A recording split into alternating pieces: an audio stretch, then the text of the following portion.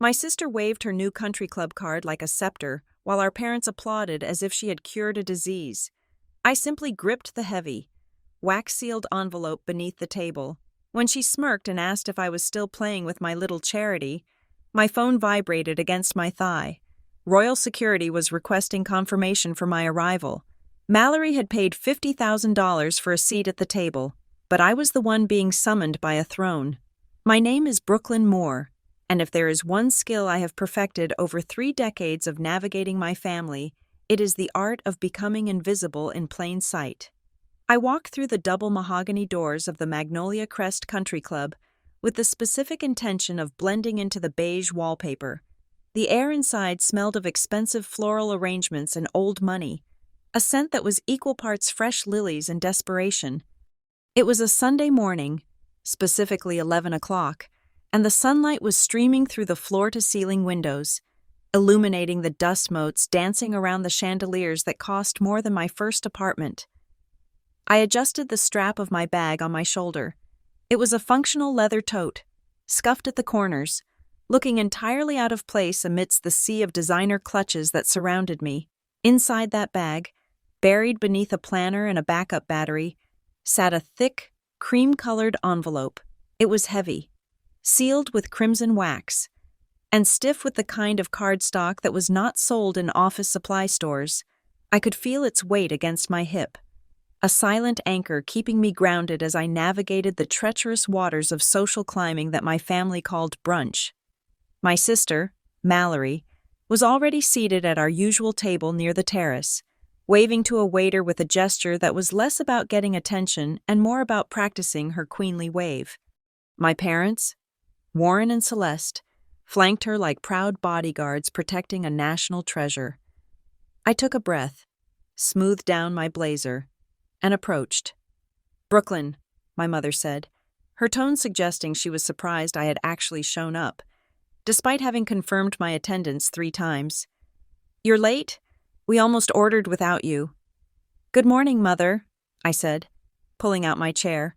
Traffic on the interstate was backed up for miles. "Well, if you lived closer to the city center instead of out in the boondocks, that wouldn't be a problem," Mallory chimed in. She did not look up from her menu, but her smile was sharp enough to cut glass. I sat down, placing my bag carefully on the floor by my feet. I made sure it was upright. I did not want the envelope to bend. "It's good to see you too, Mallory."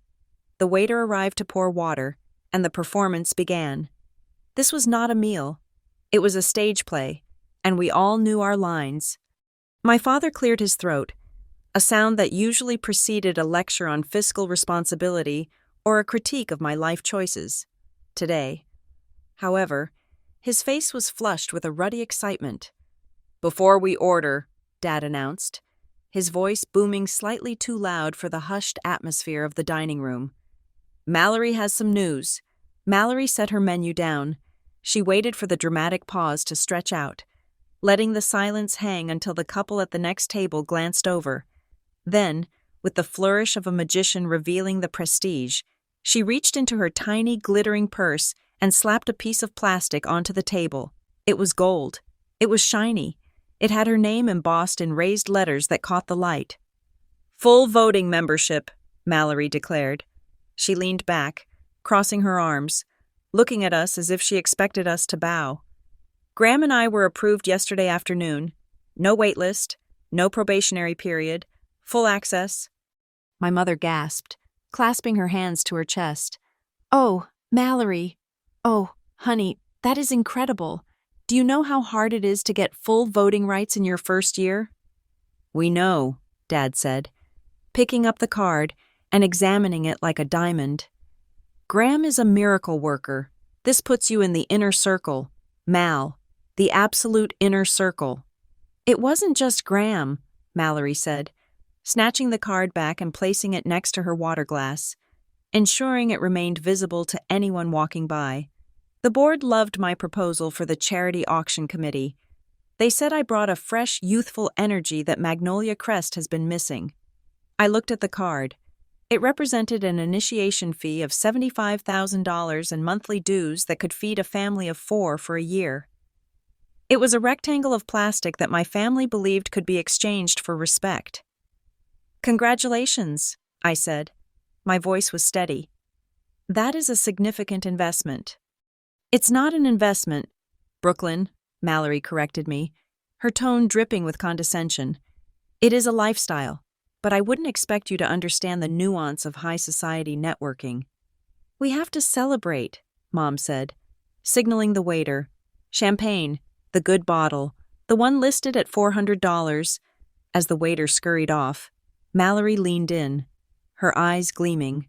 "But wait, that isn't even the best part, because we are now full voting members. Graham and I are automatically on the priority list for the Founders' Ball next month." The table went silent. The Founders' Ball was the event of the season. It was the night when the heavy hitters of the state, senators, oil tycoons, old dynastic families, gathered to pat themselves on the back. It was notoriously exclusive. "The Founders' Ball," Dad repeated, reverently. "I haven't been able to get tickets to that in 5 years." "Well, you won't need to beg anymore," Mallory said. "Because as a voting member, I can sponsor guests, but they are being incredibly strict this year. The email said the guest list is capped at 200 people. No exceptions. Only members and specifically named strategic guests are getting through security." "Strategic guests?" Mom asked. "You know, diplomats, visiting dignitaries, people who actually matter." Mallory waved her hand dismissively. "The point is, it is going to be the most exclusive room in the state, and I am going to be there, center stage." I picked up my napkin and unfolded it, placing it across my lap. I watched the waiter return with the champagne. He poured the bubbling liquid into 4 flutes. I watched the way he held the bottle, label facing out, his posture deferential, but his eyes tired. I watched the way the woman 2 tables over was scanning the room, checking to see who was wearing what, her gaze lingering on Mallory's new card with blatant envy. This entire building was built on the anxiety of exclusion. Everyone here was terrified of being on the outside looking in. "To Mallory," Dad toasted, raising his glass, "for finally putting the Moore name back where it belongs." "To us," Mallory corrected, clinking her glass against his. "And to the Founders' Ball. I'm already looking at dresses. I need something that says, 'I have arrived.'" "I saw a beautiful gold gown at the boutique on 5th, Mom suggested. "Very regal. You need to look like royalty. Mallory, this is your coronation." I took a sip of the champagne. It was dry, cold, and tasted like money. I set the glass down and tried to cut a piece of melon from the fruit plate that had appeared, hoping to avoid conversation. I should have known better. Mallory, high on the fumes of her own success, turned her gaze toward me. It was the look a predator gives a wounded animal, not out of hunger, but out of sport. "So, Brooklyn," she said, her voice dropping to that faux concerned register she used when she wanted to humiliate me in public. "How is your little job going? Are you still with that, what do you call it? That community group?" "Holloway Civic Strategies," I said, keeping my eyes on my melon. "And yes, I am still there." "Right," she sighed. "Civic Strategies. It sounds so dusty. Are you guys still trying to get the city to fix potholes in the bad neighborhoods? Or have you moved on to saving stray cats?" "We focus on disaster resilience and infrastructure equity," I said. "We help communities rebuild after storms and ensure federal funding actually reaches the people who lost their homes." "Sounds exhausting," Graham, Mallory's husband, would have said if he were here. But Mallory channeled his spirit perfectly. "And surely it doesn't pay well. I mean, look at you." She gestured vaguely at my blazer. "You look like you're going to a parent-teacher conference in 1995. "Mallory," Mom warned, but there was no heat in it. She agreed. "I'm just saying," Mallory continued, emboldened. "It must be hard, watching your little sister surpass you in every measurable metric of success. I mean, Graham and I are building a legacy. We are members of Magnolia Crest. And you're doing good work, I'm sure. It's just so small." So invisible. I felt a sudden, sharp urge to reach into my bag. My fingers twitched. I wanted to pull out the thick, cream-colored envelope. I wanted to slam it onto the table next to her plastic card. I wanted to break the wax seal and let them read the embossed lettering. To Ms. Brooklyn Moore, the Royal Office of Alderwin requests your presence. I moved my hand to my bag, my fingers brushing against the cool leather. I could feel the outline of the envelope through the side. It was right there. One motion, and the dynamic of this table would shatter. One motion, and the silence I craved would descend instantly, but not yet. I withdrew my hand. Empty. I picked up my fork instead. It pays the bills, I lied, and I enjoy the work. You enjoy struggling, Dad muttered into his champagne. You always have. You could have come into the firm with Graham. You could have been a corporate consultant. But no, you had to go save the world. And what has it gotten you? A rented apartment and a seat at the kids' table of life. I am 32 years old, Dad, I said. I think I am past the kids' table. Not in this town, Mallory laughed. In this town, you are nobody until you have a membership number. Just then, my phone buzzed against my thigh. It was a single, sharp vibration, distinct from the flutter of a social media notification. It was my priority line. I pulled the phone out, shielding the screen from Mallory's prying eyes. It was a text message from my assistant, Sarah. From Sarah, Stormwell Internal. Timestamp, 11:14 a.m. Subject, urgent, protocol. Message, the Royal Security Detail just landed. They need to confirm your arrival time for the pre-gala briefing. Also, the Palace Press Secretary wants to review your speech draft one last time before it goes to print. They are treating you as a head of state for security purposes. Please confirm you are clear. I stared at the screen. Head of State Security Protocols. While my sister was bragging about a plastic card that got her free parking and access to a buffet, I was being vetted by a foreign intelligence service because a princess wanted my advice on how to save her country's coastline. Who is texting you on a Sunday? Mallory asked, leaning over. Probably your boss asking you to come in and file paperwork? I locked the phone and slid it face down onto the table. Something like that. You should really set boundaries, Mallory advised, looking at her fingernails. Graham never answers his phone on weekends unless it is the CEO. That is what power looks like. Brooklyn, being able to say no. I'll keep that in mind, I said. The waiter returned with the main course, Eggs Benedict for them. A simple salad for me. As plates were shuffled and silverware clinked, Mallory looked at me with a sudden, dawning realization. A cruel smile spread across her face. You know, she said, slicing into her poached egg, watching the yolk run. I was thinking about the Founders' Ball. I have 2 guest passes with my new membership. My mother perked up. Oh, are you going to invite the Millers? Or maybe the Hendersons? I was thinking, Mallory said. Her eyes locked on mine. I could invite Brooklyn. My father looked up, surprised. That's very generous of you, Mal. It is, Mallory agreed. But then I thought about it. The dress code is strict white tie. The conversation will be about global markets, high-end real estate, and legacy politics, and looking at Brooklyn. She gestured to me again, encompassing my entire existence with a wave of her fork. I just don't think she would fit in, honestly. It would be cruel to bring her.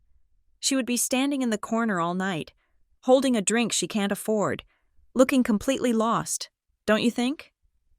She paused, waiting for me to flinch, waiting for me to beg, waiting for me to look hurt so she could comfort me with her pity. You're probably right, Mallory continued, answering her own question. This gala is for the elite, for the people who shape the world. I don't think you'd survive an hour in that room. Brooklyn, you're just too provincial. You would be hopelessly out of place. I looked at her. I looked at the plastic card sitting next to her water glass. Then I looked at my phone, where the message from Royal Security was still glowing faintly on the lock screen. Mallory thought I would be out of place. She had no idea that the entire event, The very gala she was fighting to attend was being restructured to accommodate my schedule. She thought she was the star of the show because she bought a ticket. She didn't realize she was just an extra in the movie of my life. I smiled. It was a small, tight smile. "You're right, Mallory," I said softly. "I probably wouldn't fit in with your crowd at all." "Exactly," she beamed, satisfied that she had established the pecking order once again. "But don't worry, I'll send you pictures. That way, you can see what real success looks like." I picked up my fork and stabbed a piece of lettuce. "I look forward to it," I said. Under the table, I nudged my bag with my foot. The wax-sealed envelope shifted slightly, heavy and weighting. The war had started years ago, but the first battle was about to end, and for the first time in my life, I wasn't just bringing a knife to a gunfight. I was bringing the entire cavalry. Just as Mallory finished painting her verbal portrait of my social inadequacies, a shadow fell across our table. It was a shadow cast by a man wearing a pastel yellow polo shirt and a watch that cost more than my entire undergraduate education. Graham. My brother-in-law and the freshly minted hero of the Moore family saga had arrived. He pulled out the empty chair next to Mallory with the confident scrape of a man who owned the floorboards beneath him. "Sorry I'm late," he said, though his tone suggested that time had simply failed to coordinate with his schedule. The back nine was an absolute war zone today. I got stuck behind a judge and a senator who played like they were trying to herd cats, but I managed to network a bid on the 18th hole. Mallory beamed, her face transforming from the sneer she had directed at me into a mask of adoration. She reached out and smoothed the collar of his shirt, a gesture that looked possessive rather than affectionate. "Graham is the reason we are even sitting here," Mallory announced to the table. Though she was looking around to ensure the neighboring tables heard her, he didn't just pay the fees. He unlocked the door. "You know, Dad, the membership committee was actually closed for the season. They had hit their cap, but Graham made 2 phone calls to the chief financial officer of the holding company that owns Magnolia Crest. And suddenly, a spot opened up." Dad nodded, looking at Graham with a level of respect he usually reserved for war veterans or successful hedge fund managers. "That is what I call leverage," Dad said.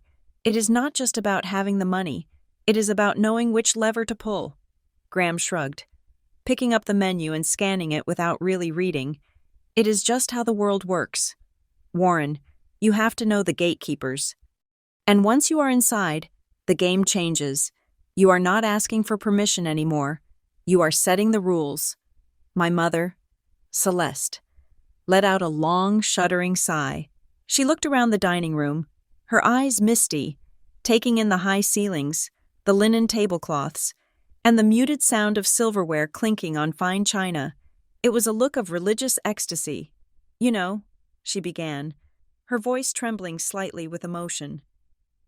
"I remember when your father and I first moved to this city. We were nobody. We lived in that awful split level on the south side. The neighbors looked down on us because we drove a domestic sedan. I remember walking past clubs like this, looking through the wrought iron gates, and feeling so small. They made us feel like we were invisible, like we didn't matter because our last name wasn't on a building." She reached across the table and squeezed Graham's hand, then Mallory's. "But now, look at us," she whispered. "We are finally sitting at the table.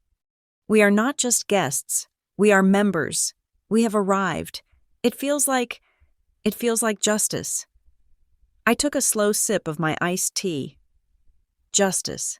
That was an interesting word to use for a transaction that involved a credit check and a referral letter. My mother spoke as if buying a country club membership was the equivalent of winning a civil rights case. It was the family mythology in real time. The narrative was being rewritten. We were no longer the strivers. We were the establishment. And then, inevitably, the lens of their scrutiny turned back to me. I was the smudge on this perfect picture. I was the reminder that perhaps the more genetic line wasn't entirely made of gold. "Of course," Mom continued, patting her napkin against her lips. "Not everyone is cut out for this kind of pressure. You have to be built for it. You have to have a certain thickness of skin. Like Mallory. Mallory was born to lead." She looked at me with a soft, pitying smile. The kind of smile one gives to a child who has just tripped over their own feet. But Brooklyn, she said, Brooklyn has always been different. She is the sweet one, the soft one. She wears her heart on her sleeve. She just isn't built for the arena. I set my glass down. The condensation left a wet ring on the white tablecloth. I am right here. Mother, I said, you don't have to speak about me in the third person. I am just stating facts.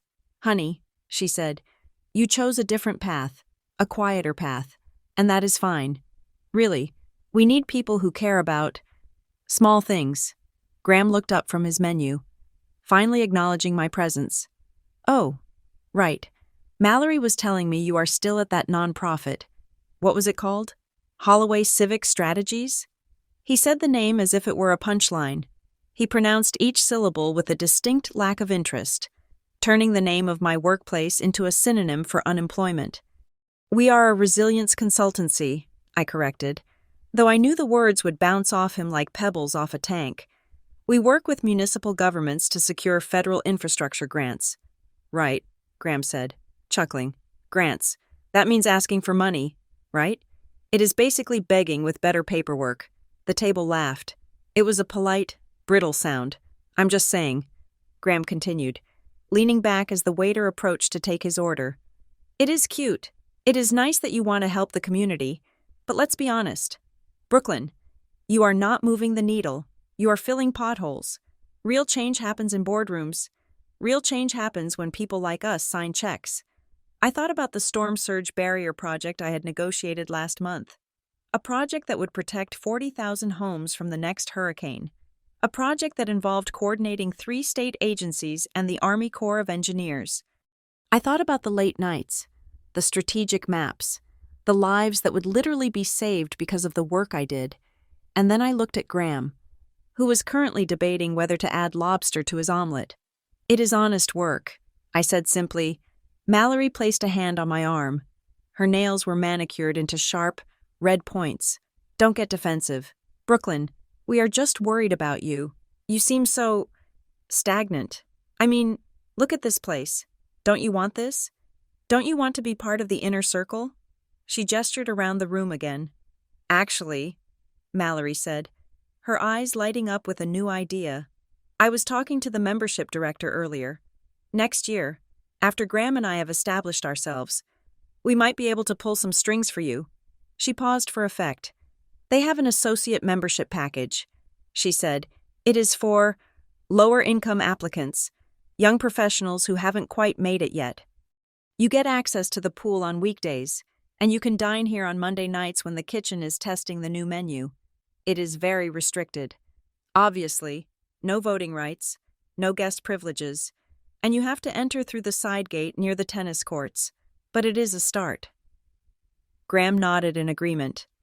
That is a generous offer. Mal, I could probably get the initiation fee waived, or at least discounted. We could write it off as a charitable donation. My mother clasped her hands together. Oh, wouldn't that be wonderful? Brooklyn, imagine. You could come here on Mondays. You could finally meet some nice, successful men. Maybe find someone who can take care of you, so you don't have to work at that little agency anymore. The condescension was so thick I could practically taste it. It tasted like stale mimosa and arrogance. They were offering me their scraps and expecting me to kiss their rings in gratitude. They wanted me to be the charity case they could pet in pity. They wanted me to enter through the side gate while they walked through the front door. I looked at Mallory. She was glowing with her own benevolence. She truly believed she was being kind. That was the worst part. She thought offering me the crumbs from her table was an act of sainthood. I felt the weight of the envelope in my bag again. The wax seal seemed to burn through the leather. The invitation, the principal guest status, the private audience, the fact that the Royal Guard knew my name, while my own family couldn't remember my job title. I decided I was done eating. I picked up my napkin and dabbed the corners of my mouth. I placed the linen on the table, smoothing out the wrinkles with deliberate care. I took a breath, letting the cool air of the country club fill my lungs. No, thank you, I said. Mallory blinked. Excuse me? I said no. Thank you. I repeated, keeping my voice even and low. I do not need you to get me an associate membership. And I certainly do not need you to help me enter through the side gate. Mallory laughed, a sharp, incredulous sound. Don't be proud. Brooklyn, it is unbecoming. This is Magnolia Crest. People kill to get on the waiting list for the associate package. I looked her dead in the eye. I don't need a membership, Mallory, because I have already been invited to the Founders' Ball. The silence that followed was absolute. It wasn't the silence of respect. It was the silence of a computer crashing. It was the sound of 3 brains simultaneously failing to process input that contradicted their entire worldview. My father frowned, his brow furrowing. What did you say? I said I have an invitation. I replied, to the gala, the one you were just talking about. For 3 seconds, nobody moved. The waiter arrived with a refill for the water glasses, saw the tension, and immediately retreated. Then, Graham let out a short, barking laugh. He shook his head, picking up his fork. Okay. Good one, Brooklyn. You almost had me there. I am not joking. I said. Mallory stared at me, her smile faltering. She looked at my blazer. She looked at my scuffed bag. She looked at my lack of jewelry. And then the logic of her world reasserted itself. Don't be ridiculous. She scoffed. You probably got a promotional email. They send those out to the local zip code sometimes. Come see the lights, or something. That is not an invitation to the ball. Brooklyn, that is a marketing flyer. It is not a flyer, I said. Graham leaned forward, his voice taking on that mansplaining tone he used when he explained the concept of inflation to me. Look, Brooklyn, the Founders' Ball is a white-tie diplomatic event. The tickets are $5,000 a plate, and that is if you are even allowed to buy them. The guest list is curated by the board of directors. It is VIP only, senators, CEOs, royalty. He gestured at me with his fork. You work for a community organizer. Your email address probably ended up on a bulk list by mistake. It happens. Spam filters aren't perfect. I get emails inviting me to conferences in Dubai all the time. It doesn't mean I am actually the keynote speaker. He chuckled again, pleased with his own analogy. It is not spam. Graham, I said, and it is not a mistake. Mallory slammed her hand down on the table. It wasn't a hard slam, but it was enough to make the silverware jump. Stop it, she hissed. Just stop lying. It is embarrassing. Why do you always have to do this?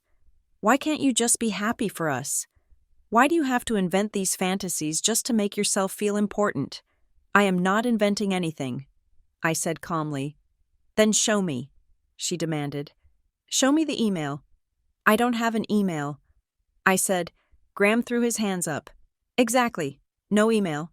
No proof. Case closed. Can we please order lunch now? I am starving, Mallory, however, was not letting it go. She narrowed her eyes at me. You are lying. You know how I know? Because invitations to the Founders' Ball have to be issued by a voting member. That is the rule. I read the bylaws yesterday. No non-member gets in unless a member vouches for them. She pointed a finger at her own chest. I am the member, Brooklyn. I am the one with the voting rights. And I didn't invite you. Mom and Dad aren't members. Graham didn't invite you. So unless you have a secret best friend who happens to be a billionaire oil tycoon that you haven't told us about, it is impossible. She sat back, crossing her arms, satisfied that she had crushed my little rebellion with the sledgehammer of logic. You are confused, she said, her voice dropping to a patronizing soothe. You probably saw a notification for the volunteer staff. They hire locals to park cars and serve drinks. Is that it? Did you sign up to be a server? Because if so, that is fine. Honest work, like you said. But don't call it an invitation. I looked at them. My father, shaking his head in disappointment. My mother, looking at her menu to avoid the awkwardness of my delusion. Graham, smirking at his own superiority. And Mallory, so desperate to keep me beneath her that she would rewrite reality to keep me there. They were so sure. They were so absolutely, unshakably certain that the world was a pyramid, and they were at the top, and I was at the bottom. They believed that power only looked like a plastic card and a yellow polo shirt. I reached down. My fingers found the cool, smooth surface of the envelope. "You are right about one thing, Mallory," I said quietly. "What is that?" she snapped. "That invitations have to come from a member," I said, "or someone the club cannot say no to." I pulled the envelope out of my bag. The movement caught their eye. It wasn't a phone. It wasn't a printout. It was a slab of cream-colored cardstock, thick as a book cover. The crimson wax seal was the size of a $50 coin, stamped with a crest they had never seen, but would instinctively recognize as something ancient. I placed it in the center of the table, right between the salt shaker and the vase of fresh lilies. The heavy thud it made against the table was the only sound in the room. The wax seal faced up. The intricate lion and shield of the House of Alderwin caught the sunlight. The silence that fell this time was different. It wasn't confusion. It was the air leaving the room. Graham stopped chewing. Mallory's eyes widened. Her gaze locked on the wax seal. "What is that?" she whispered. I didn't answer. I didn't have to. The envelope spoke for itself. It screamed money. It screamed history. It screamed a level of access that a $50,000 membership fee couldn't buy. I sat back and watched them stare at it. The game had changed, and they didn't even know the rules anymore. The envelope sat on the white tablecloth like a loaded weapon. The crimson wax seal, stamped with the rearing lion of Alderwin, seemed to absorb the ambient light of the dining room. For a long moment, nobody breathed. The clinking of silverware from the surrounding tables felt miles away, muffled by the sudden, heavy gravity that had descended upon our brunch. Mallory was the first to move. Her hand twitched toward the center of the table, her manicured fingers hovering inches above the paper. She looked like a child who wanted to touch a hot stove but knew, instinctually, that it would burn. Her eyes darted from the envelope to my face, and for the first time in years, the mockery was gone. In its place was a naked, gnawing curiosity mixed with a very specific kind of fear. It was the fear of a person who suspects the ground they are standing on is not as solid as they thought. "Is that real?" my mother asked. Her voice was small, stripped of its usual social affectation. She wasn't asking if the paper was real. She was asking if the implication was real. She was asking if the daughter she had written off as a failure had somehow managed to procure a relic from a world she only saw in magazines. I didn't answer her immediately. I reached out and picked up the envelope. The paper was heavy, a thick cotton blend that felt like fabric between my fingers. I turned it over, breaking the silence with the crisp sound of expensive stationery shifting. I slipped my thumb under the flap. The wax seal cracked with a sharp snap that sounded like a dry twig breaking in a winter forest. Mallory flinched. I pulled out the contents. There were 3 documents inside. The first was a formal invitation, edged in gold leaf. The second was a schedule of events printed on heavy cardstock. The third was a security briefing folded into a precise rectangle. I unfolded the invitation first and laid it flat on the table, smoothing it out so they could all see. The text was not printed with standard ink. It was engraved. You could feel the raised lettering if you ran your finger over it. The font was an elegant, archaic script that screamed centuries of tradition. I watched their eyes scan the text. I watched the exact moment the words registered. Her Royal Highness, the Crown Princess of Alderwin, requests the honor of Ms. Brooklyn Moore as principal guest and strategic honoree at the annual Founders Ball. There was more text below it, details about the venue, the date, the dress code, but nobody got that far. They were stuck on the first sentence. They were stuck on the words, principal guest. Mallory's face went the color of ash. She opened her mouth, but no sound came out. She looked at the plastic membership card sitting next to her water glass, the card she had been so proud of 5 minutes ago, and then she looked at the gold-edged invitation. The comparison was cruel. Her card looked like a toy. My invitation looked like a decree. Royal? Mallory finally choked out. The word felt foreign in her mouth, as if it were a language she wasn't licensed to speak. Royal. What? What is this? Brooklyn? Is this a joke? Did you print this at a copy shop? She laughed. But it was a frantic, high-pitched sound that bordered on hysteria. Graham, look at it. It has to be a fake. It is probably a prop for one of her community theater events or something. Tell her it is fake. Graham snatched the paper from the table. He didn't handle it with reverence. He handled it like a forensic accountant looking for fraud. He held it up to the light, checking for a watermark. He rubbed the paper between his thumb and forefinger, testing the texture. He squinted at the seal. I waited. I took a sip of my water. I was in no rush. Graham's expression shifted from skepticism to confusion, and then to a reluctant, terrified awe. He was a man who knew the cost of things. He knew that you could not buy this kind of paper at a local office supply store. He knew that the engraving was done with a copper plate, a process that cost a fortune and took weeks. This is distinctive, Graham muttered, mostly to himself. This is 100% cotton rag.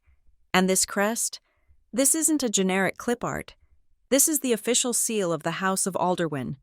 I saw this on the news last week when the trade delegation arrived. He looked up at me, his eyes wide. There is a security protocol code at the bottom. He said, "It is an alphanumeric string. That is not something you put on a fake invite. That is for Secret Service coordination." He dropped the invitation back onto the table as if it had suddenly become hot to the touch. "It is real," he said. Celeste let out a gasp that was half sob, half shriek. She grabbed the schedule of events that I had left on the table. Her eyes scanned the timeline, reading the itinerary aloud in a breathless whisper. 1900 hours. Private audience with Her Royal Highness. Subject: Stormwell Resilience Initiative. 2000 hours. Entrance to the Grand Ballroom via the diplomatic corridor. Seated at the royal table. She looked up at me, her eyes swimming with tears. But they weren't tears of pride. They were tears of cognitive dissonance.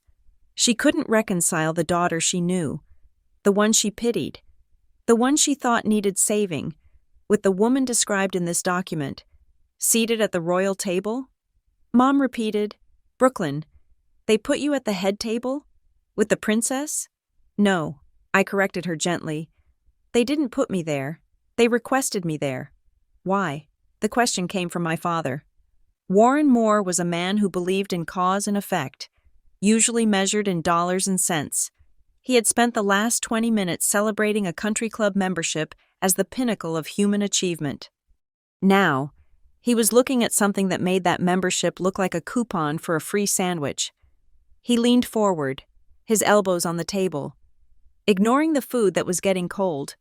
His face was serious, stripped of the bluster he usually wore. "Why do they know you?" he asked.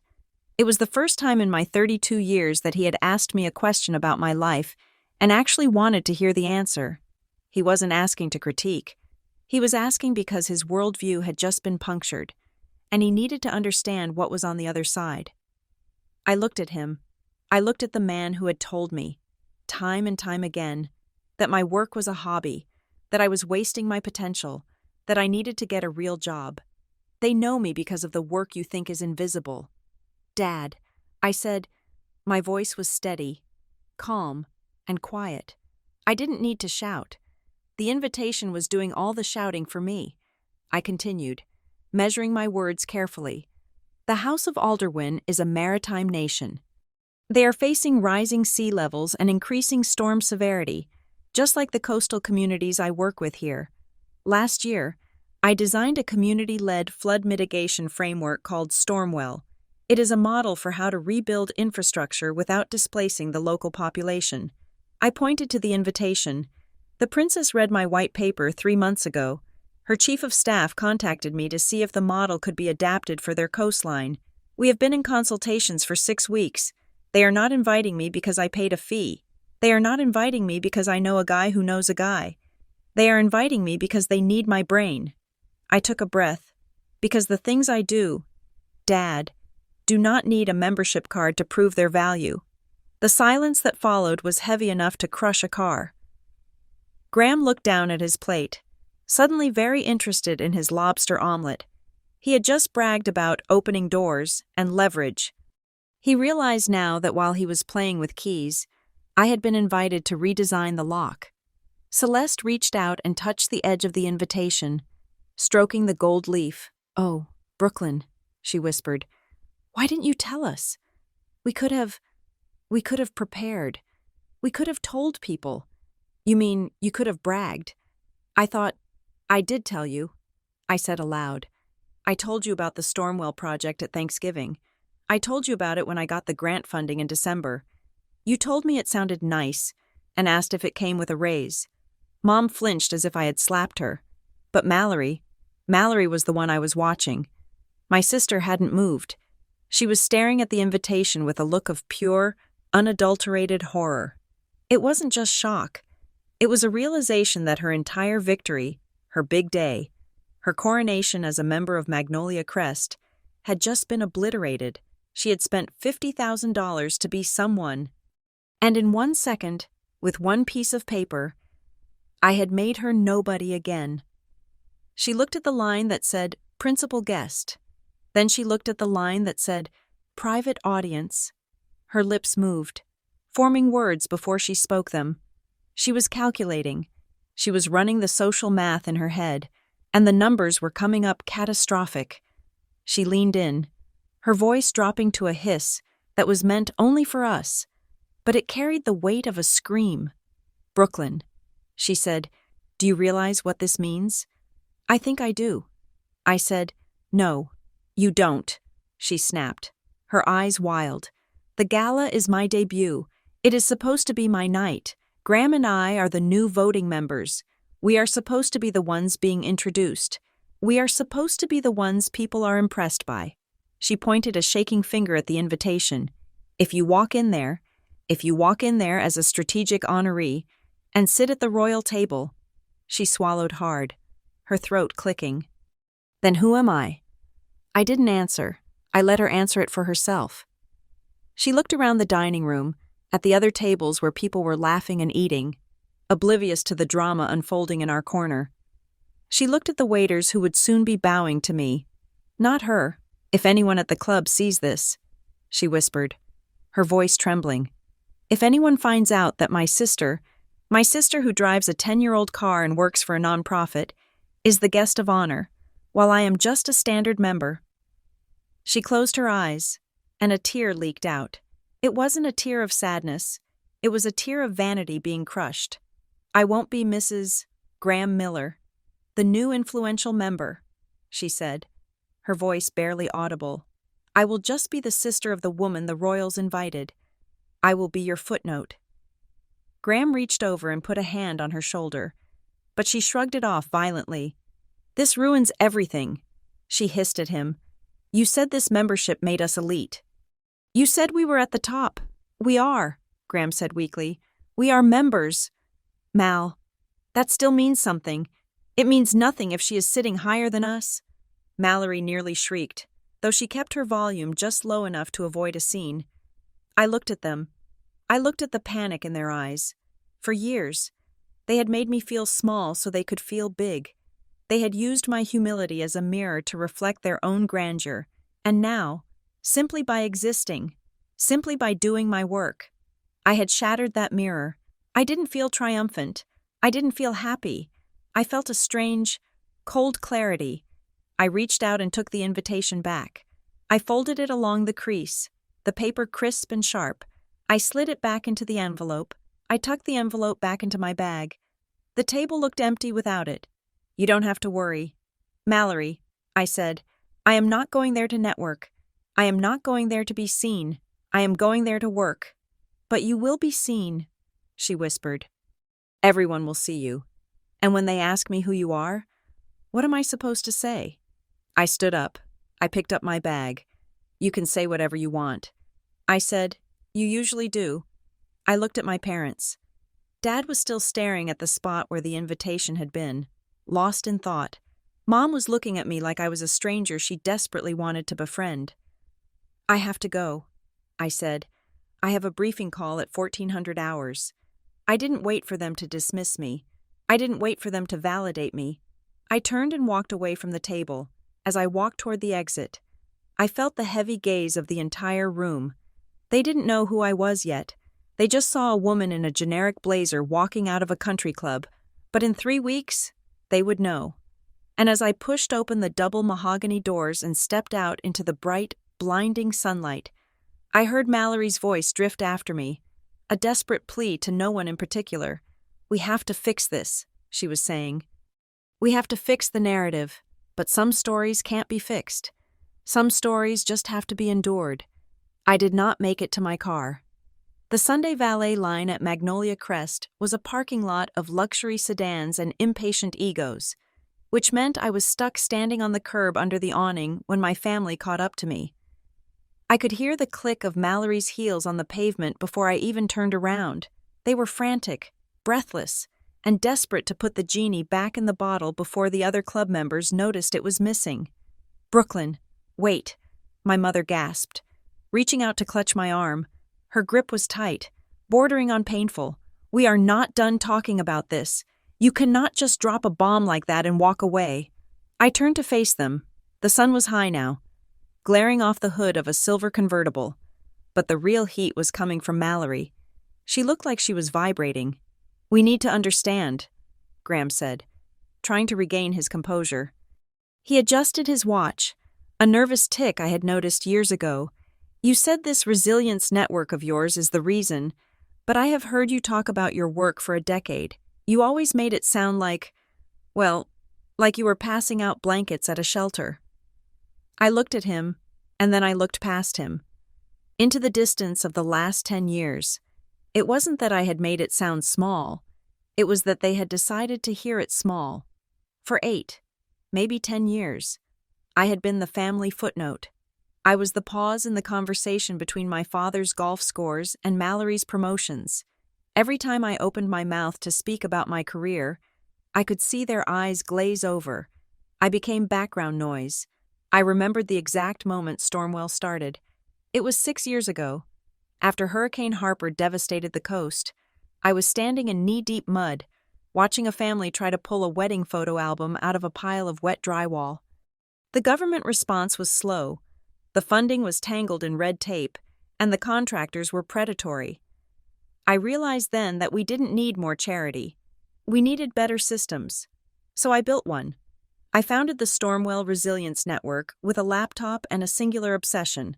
I didn't bake cookies. I wrote policy. I negotiated with insurance giants to underwrite flood-resistant housing. I sat in rooms with mayors and city planners and redrew zoning maps. But when I tried to tell my family this, they edited the subtitles in real time. I remember one Christmas specifically. I had just closed a deal with the state of Louisiana to overhaul their levee monitoring protocols. It was a contract worth $40 million over 5 years. I was proud. I was exhausted. I wanted to share it. I sat at the dinner table and said, "I finally got the state to sign off on the infrastructure project," and my father had nodded, cut a piece of ham, and said, "That is nice, honey. It is good to keep busy." Speaking of signing off, Graham, did you see the closing numbers on the NASDAQ? They heard infrastructure project and translated it to fixing a park bench. They heard nonprofit and translated it to volunteer work. They heard community and translated it to poor. To them, success had a specific aesthetic. It looked like glass offices, black cards, and titles that contained the word chief. My work involved mud, concrete, and bureaucratic warfare. It didn't look fancy, so they assumed it wasn't important. I looked at Graham now, standing on the curb in his pastel polo. I didn't make it sound like anything. "Graham," I said, "I told you exactly what I did. You just never listened. The Stormwell Resilience Network is not a soup kitchen." I continued, my voice hard. "We operate in 14 coastal states. We manage an annual operating budget of $250 million. We are the primary consultants for the Federal Emergency Management Agency on sustainable reconstruction." Graham's mouth opened slightly. $250 million? That is the operating budget. I said, "The assets we manage in trust for long-term recovery are closer to $500 million." Mallory let out a noise that sounded like a hiccup. $500 million? But you drive a Honda. I drive a Honda because I'm fiscally responsible. Mallory, I said, and because unlike you, I don't need my car to tell people who I am. I stepped closer to them, closing the gap. I wanted them to hear this. I wanted to make sure there was no room for translation this time. Do you remember Thanksgiving last year? I asked. They blinked. Of course they didn't. Thanksgiving was the Graham show. I do. I said, I tried to tell you that we had just been commissioned by the Global Climate Fund to run a pilot program for urban water management.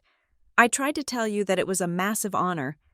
And you, Mom, you interrupted me to ask if my blazer was from a thrift store.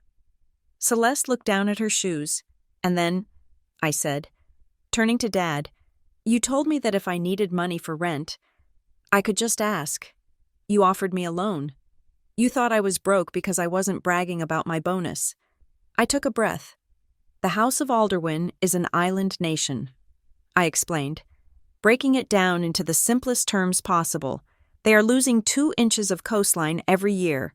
They have the money, but they don't have the methodology.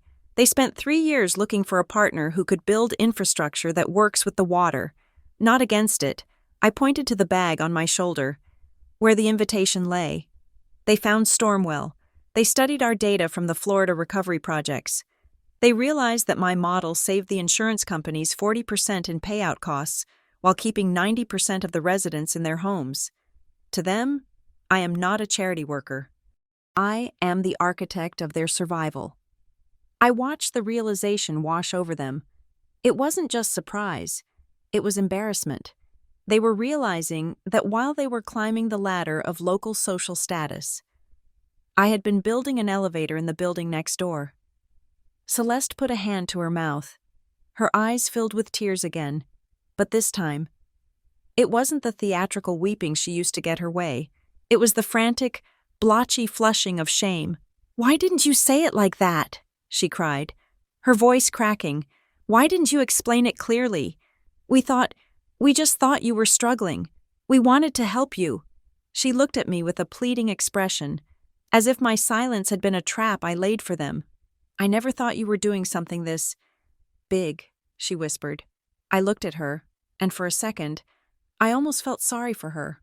Almost. I did say it. "Mom," I said it every single time we met.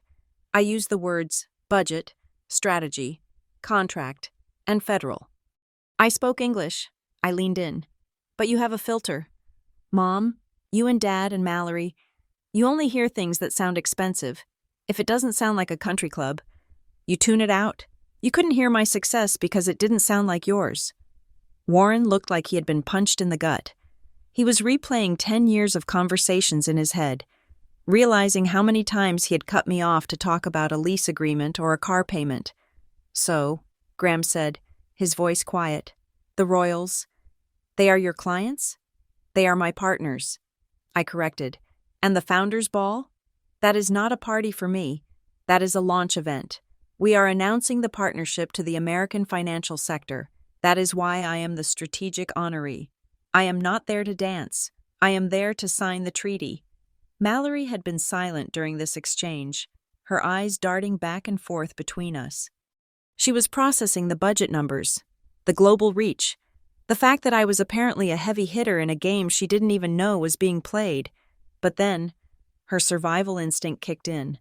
The narcissism that fueled her existence found the one thread she could pull to make this about her again. She stepped forward, her face twisting into a mask of desperate grievance. "But tonight, that night is supposed to be about me." She whined. Her voice had that piercing quality of a child who realizes their birthday party is being rained out. She looked at me, ignoring the billion-dollar projects and the saving of nations. "I spent 6 months planning my entrance. Brooklyn. I bought a dress that cost $8,000. Graham pulled every favor he had to get us on that list. This was supposed to be the night where I proved to everyone that I made it." She grabbed my arm, her nails digging into the fabric of my blazer. "If you are there, and you are the guest of honor, and the princess is talking to you." She swallowed. tears of pure selfishness spilling over. Then I am just the background. I am just the audience. You are going to steal my light. You are going to make me look small in front of the exact people I'm trying to impress. I looked at her hand on my arm. I looked at the fear in her eyes. It wasn't fear of losing me. It was fear of irrelevance. I am not stealing your light. Mallory, I said, pulling my arm away gently but firmly. I am just turning on the sun. You are the one who decided to hold a candle next to it. The valet finally pulled my Honda up to the curb. It was a gray sedan, 5 years old, with a small dent in the rear bumper. It looked humble. It looked ordinary. I took the keys from the valet, who didn't look at me twice. I opened the door and tossed my bag onto the passenger seat. The wax-sealed envelope slid against the upholstery. I have to go, I said. I have a video conference with the Royal Treasury in 45 minutes. I didn't wait for them to respond. I got in, started the engine, and drove away. In the rearview mirror, I saw them standing there, a tableau of expensive clothes and shattered assumptions, shrinking smaller and smaller until they were just specks in the distance. They were still members of the club, but for the first time, they looked like they were locked out. 2 days after the brunch incident, I received a text from my mother. It was not a question. It was a summons. Family meeting. 7 o'clock. Your father's study. Do not be late. I arrived at 6:55. The air in the house was stale, recycled through the HVAC system that my father kept at a frigid 68 degrees to preserve the antique furniture. The study was a room lined with leather-bound books that nobody had ever read, meant to project an image of intellectual weight that the occupants did not possess. My family was already assembled. My father, Warren, sat behind his massive oak desk, looking like a judge presiding over a sentencing hearing. My mother, Celeste, was perched on the edge of the velvet sofa, wringing her hands. Graham stood by the window, checking his phone, while Mallory paced the Persian rug, her heels sinking into the expensive wool. When I walked in, Mallory stopped pacing. She looked at me not with anger, but with the cold, calculating focus of a campaign manager trying to suppress a scandal. Sit down. Brooklyn, she said. I remained standing. I prefer to stand. I said, what is this about? It is about the narrative, Graham said.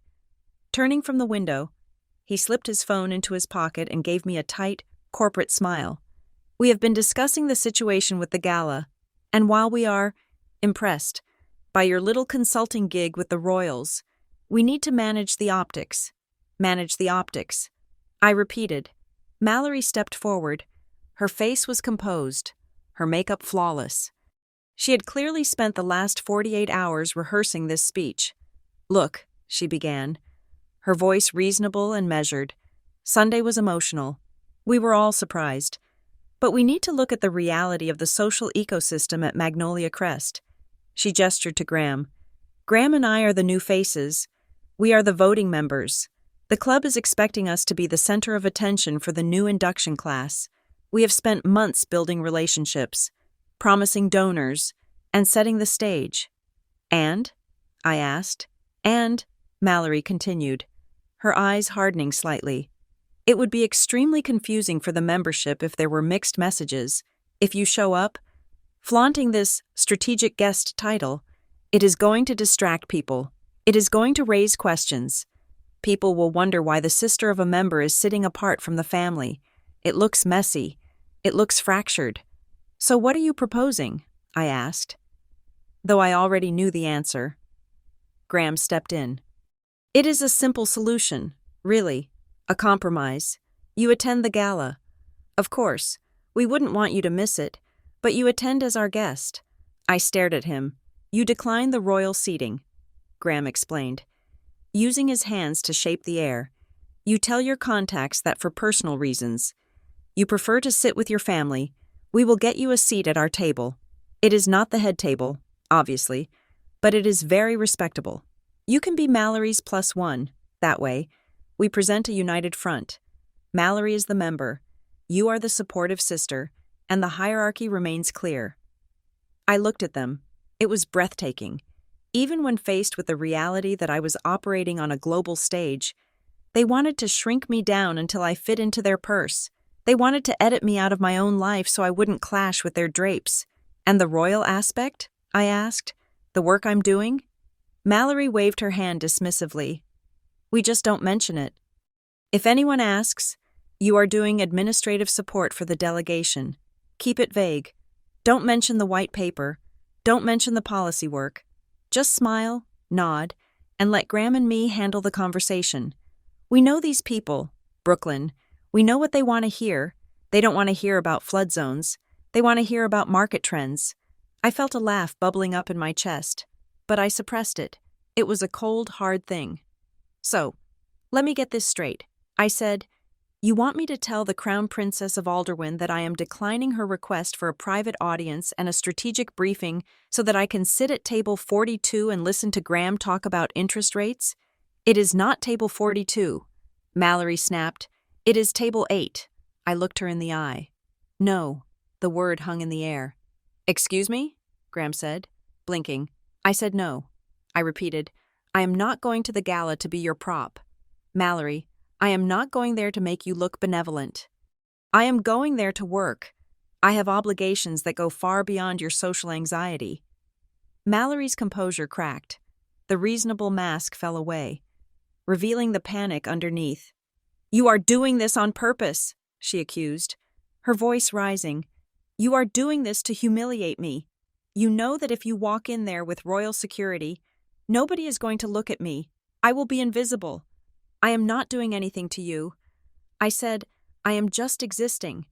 If my existence makes you feel small, that is an internal problem, not a scheduling conflict. I turned to leave, but Mallory lunged for the desk phone. I don't believe you, she hissed. I have been thinking about it for 2 days. It doesn't make sense. Why would they change the protocol for you? You are a consultant. Consultants sit in the back. I bet you are lying about the principal guest status just to scare me. She picked up the receiver and punched in a number. I recognized it immediately. It was the direct line to the Magnolia Crest concierge. I am going to call the events director, she announced, looking at me with a challenge in her eyes. I am going to tell them I am concerned about a potential security breach. I am going to verify your status, and when they tell me you are just a standard vendor, this whole charade is over. Do it, I said. My mother made a small noise of protest. Mallory, don't. Graham held up a hand. No, let her do it. Let's get the facts on the table. Mallory put the phone on speaker. The line rang twice before a polished voice answered. Magnolia Crest Events Office. This is Julian. How may I assist you? Hello? Julian, Mallory said, putting on her important member voice. This is Mallory Miller, member number 492 Alpha. Good evening, Mrs. Miller, Julian said. His voice was warm, professional. How can I help you today? I have a question about the guest list for the Founders' Ball, Mallory said, watching me closely. My sister, Brooklyn Moore, seems to be under the impression that she is on the protocol list. I just wanted to verify that so we can coordinate our arrival. I am worried there might be a mix-up. I wouldn't want her to be embarrassed at the door. There was a pause on the line. The sound of keyboard keys clacking rapidly filled the room. One moment. Mrs. Miller, let me pull up the master file. Mallory smirked at me. The smirk said, Game over. Then, the typing stopped. Ah, yes, Julian said. His voice had changed. The warmth was replaced by a sharp, heightened alertness. I see Ms. Moore right here. Mallory's smirk faltered. Is she listed as a vendor? Or a general guest? No, Mrs. Miller, Julian said. Ms. Moore is listed under Code 01. That is the principal protocol list. Mallory froze. Code 01? What does that mean? It means she is a direct guest of the royal delegation, Julian explained. Actually, Mrs. Miller, since I have you on the line, I should let you know about the logistical changes. Changes? Mallory whispered. Yes, Julian continued, sounding slightly stressed. Royal Security contacted us this morning because of Ms. Moore's schedule, and the required pre-gala briefing. We have had to close the East Wing entirely for the hour preceding the event. The Secret Service requires a secure corridor for the Princess and Miss Moore to move from the holding room to the ballroom. Mallory's hand tightened on the phone. You are closing. The East Wing? Correct, Julian said, and we have had to rearrange the seating chart. The royal table is being moved to the center of the dais to accommodate the sightlines for the security team. Ms. Moore's seat is positioned directly to the right of Her Highness. Essentially, the room orientation has been rotated 15 degrees to align with Miss Moore's entrance. The room was silent. The only sound was the hum of the air conditioner and the buzzing of a fly against the window pane. Julian cleared his throat. Was there anything else? Mrs. Miller? No, Mallory whispered. Thank you. She hung up the phone. Her hand was trembling so hard she missed the cradle on the first try. She looked at me. The color had drained from her face completely. They rotated the room, she murmured. They rotated the entire room. For you. She sank into the nearest chair, her legs giving out. It wasn't just that I was invited. It was that the club, her sanctuary, the place she had paid a fortune to belong to, was literally physically rearranging itself to accommodate me. I wasn't just a guest. I was the axis upon which the night was going to turn. Graham looked sick. He ran a hand through his hair, his corporate confidence evaporating. This is aggressive, he muttered. I didn't think. Closing the East Wing? That is where the VIP cocktail hour is usually held. My mother, Celeste, looked from Mallory to me. She was trying to process the shift in power. Her brain was rewiring itself in real time. She realized that the charity case daughter was suddenly the most powerful person in the zip code, and true to form, she tried to find a way to draft behind the race car. Well, Celeste said, a nervous smile flickering onto her face. This is actually good news, isn't it? If Brooklyn is sitting at the head table, and she is family, she looked at me with bright, hopeful eyes. Does that mean we will be sitting there too? Surely the princess would want the honoree's family close by? Maybe we could sit in the front row? Or at the table right next to the dais? She looked at Graham. Imagine the photos. Graham, us, right next to the royal table. Everyone would see. It would be even better than just being members. Mallory perked up slightly, grabbing onto this lifeline. Yes, that makes sense. Brooklyn, you can request it. Tell them you need your family nearby for emotional support or protocol. Get us upgraded to the platinum tier tables. I looked at them. They were like water, constantly flowing into whatever shape would grant them the most status. They had gone from trying to hide me to trying to use me as a ladder in the span of 30 seconds. No, I said. The hope on Celeste's face withered. What do you mean? No, she asked. I am not making any requests, I said calmly. The seating chart is determined by strategic relevance. You are not part of the Stormwell negotiations. You are not part of the royal delegation. You are members of the club. You will sit where the members sit. But we are your family, Celeste cried. People will look at us. If we are sitting in the back while you are up there, it will look like we are estranged. I stepped closer to the desk, placing my hands on the cool wood. I looked at my father, who had been silent through the entire exchange. He was staring at his hands, his brow furrowed. If you are sitting in the front row because you want to be seen, I said, addressing the room but looking at him, then I don't want you there. I don't need an audience. I paused, letting the words land. But if you want to sit there to understand, to actually listen to what I am saying, to hear about the work I have been doing for 10 years while you were talking about golf scores, then I would accept that. I looked at Mallory. But that is not why you want to be there. Is it, Mallory? You don't want to hear my speech. You want to be in the photo that runs in the Sunday paper?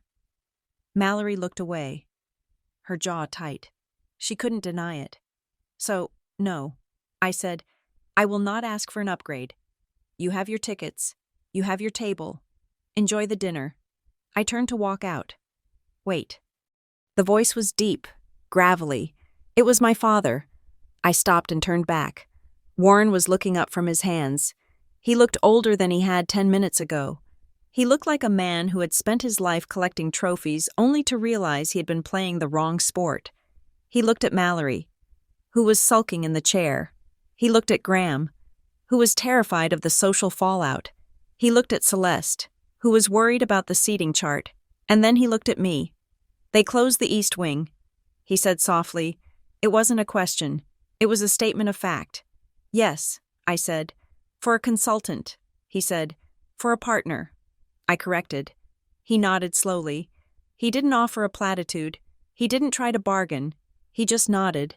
For the first time, I saw a flicker of genuine respect in his eyes. It wasn't the warm, fuzzy respect of a TV dad. It was the cold, hard respect of a businessman recognizing a superior deal. He realized that while he had been teaching me to chase pennies, I had been learning to print currency. He realized that his definition of success, a plastic card, a reserved parking spot, a name on a plaque, was microscopically small compared to the reality I inhabited. "You should go," Warren said.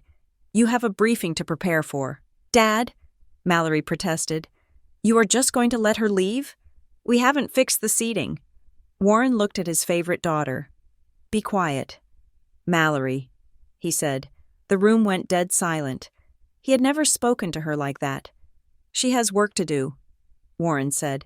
"And apparently, it is work that matters more than your dinner party." I looked at him for 1 second longer, acknowledging the shift. It wasn't an apology, but it was a start. I walked out of the study, leaving them in the silence of the library, trapped in a room full of books they hadn't read, worrying about a party that wasn't theirs anymore. My brother Miles was the only member of the Moore family who actually read the fine print. As a corporate attorney for one of the largest firms in the city, he had built a career on the understanding that the truth was rarely found in the headlines, but rather buried in the footnotes of page 42. He was pragmatic, cynical, and usually too busy billing $600 an hour to pay attention to family drama. But the incident at the country club had evidently disrupted his billable hours. He showed up at my apartment on Tuesday evening. This was unprecedented. Miles did not visit my apartment. He usually preferred to meet in neutral territory, like a steakhouse or his corner office, places where the lighting was designed to make everyone look successful. Standing in my narrow hallway, clutching a leather briefcase that cost more than my couch. He looked unsettled. I let him in. He didn't comment on the decor or the size of the living room, which was his usual opening move. Instead, he walked straight to my kitchen table, cleared a space among my stacks of topographical maps, and opened his briefcase. He pulled out a file. It wasn't a thin folder. It was a thick-bound dossier. I got curious, Miles said, not making eye contact. He was flipping through the pages with the rapid, practiced movements of a lawyer looking for a loophole. After Sunday, after seeing that invitation, the math didn't add up. You know I hate it when the math doesn't add up. What are you doing? Miles? I asked, leaning against the counter. I ran a search, he said. Not a Google search, a forensic search. I pulled the public filings for the Stormwell Resilience Network. I looked up your 990 tax forms. I looked up your federal contractor status. I looked up the grant disbursements from the last 3 fiscal years. He finally looked up at me. His face was pale, his expression a mixture of confusion and a strange, reluctant awe. Brooklyn, he said, his voice quiet. You listed $42 million in assets in your last quarterly filing. You are the signatory on a federal grant from the Department of the Interior for $18 million. He pointed to a specific line on a document. And this, the Global Climate Fund. You are listed as the primary regional administrator. Do you have any idea how many people in my firm have tried to get a meeting with the Global Climate Fund? We have clients who would kill to be in the same room as these people. And you? You are the administrator? I poured myself a glass of water. I didn't offer him one. He looked like he needed something stronger anyway. I told you, Miles, we do infrastructure work. Infrastructure is expensive. You didn't say you were the bank, he countered. You let us believe you were scraping by. You let Mom buy you groceries last Christmas. I didn't let her. I said, she insisted. She wanted to feel needed. It made her feel benevolent to buy her poor daughter a turkey. Who am I to take that away from her? Miles shook his head, looking back at the papers. It is not just the money. It is the influence. I see co-signers here from the Army Corps of Engineers. I see a memorandum of understanding with the governor's office. He paused. His finger stopped on a page near the back of the dossier. The atmosphere in the room shifted instantly. The awe vanished, replaced by a cold, sharp tension. And then I found this, he said. He didn't turn the page around for me to see. He just stared at it, reading the text again to make sure he wasn't hallucinating. What is it? I asked. Though I had a feeling I knew where this road led. It is an internal risk assessment report from 3 years ago, Miles said slowly. It was flagged in a discovery phase for a lawsuit that got settled out of court. It involves a coastal development project in the Bayside district. The developers wanted to build luxury condos on a wetland. I know the project, I said. It was a disaster waiting to happen. The drainage was insufficient. They were building on soil that was practically liquid. Exactly, Miles said. The environmental impact study recommended killing the project. But then a secondary financial assessment was filed. It claimed the risk was manageable. It projected high returns and minimized the insurance liability. That second report allowed the project to get financing. He looked up at me, his eyes dark. The developer went bankrupt 6 months later when the basement flooded during a tropical storm. Investors lost millions. But the finance guy who signed off on that second assessment, the one who claimed it was safe, he got his commission and walked away before the water rose. I waited. It was Graham, Miles whispered. The name hung in the air between us. Graham Miller, the man who had just bought a membership to Magnolia Crest, the man who treated me like a naive child who didn't understand how the real world worked. His name is right here on the subledger, Miles said, tapping the paper. He was the junior director of risk at his old firm. He signed the validation. He claimed the land was solid when the engineers said it was soup. Miles looked sick. He was a lawyer, and he knew exactly what that signature meant. It wasn't just incompetence. It was negligence, maybe even fraud. If anyone cared enough to dig deep enough, does Mallory know? I asked. Miles let out a harsh laugh. Mallory? Mallory thinks Graham is a financial genius. If she knew her husband built their fortune by lying about flood zones, she would probably just ask if the commission check cleared. He closed the file. The snap of the binder seemed very loud in the quiet apartment. Why are the Royals really here? Brooklyn? He asked. He was smart. He was connecting the dots. I walked over to the table and sat down opposite him. I placed my hands on the wood, looking at my brother, the one who had always followed the rules, the one who had always been the golden boy. They aren't just here for a party. Miles, I said, the princess is launching the Alderwin Reconstruction Fund. It is a sovereign wealth initiative. They are putting $1.2 billion into sustainable infrastructure projects in the United States. Miles's eyes widened. $1.2 billion? Yes, I said, and they need partners. They need American firms to execute the construction, the engineering, and the financial management. I leaned forward. Magnolia Crest is the venue because half the people in that room are potential partners. The room will be full of developers, bankers, and investors who want a piece of that contract. The Royals are there to shop. And you? Miles asked. What is your role? I am the vetting committee, I said. Miles went very still. The princess doesn't know the local market, I explained. She doesn't know which firms are legitimate and which ones are just good at marketing. She doesn't know who builds seawalls that hold and who builds condos that sink. That is why I am the strategic honoree. That is why I have a private audience. I am not just giving a speech. I am reviewing the shortlist. I am telling them who is safe and who is toxic. Miles looked at his briefcase, where the evidence of Graham's shady deal was hiding. So, he said, his voice barely a whisper, You are the gatekeeper. I am the filter. I corrected. I am the one who ensures they don't give $1 billion to someone who signs off on bad soil. Miles didn't say anything for a long time. He just sat there, processing the terrifying reality that his little sister held the fate of the entire local economy, and potentially his brother-in-law's career, in her hands. "We need to go to dinner," he said suddenly. Standing up. "Mom and Dad are expecting us. Mallory and Graham are already there." He looked at me with a new expression. It wasn't fear, exactly. It was the look of a man who realizes he is standing next to a loaded cannon. "Do not bring the file," I said.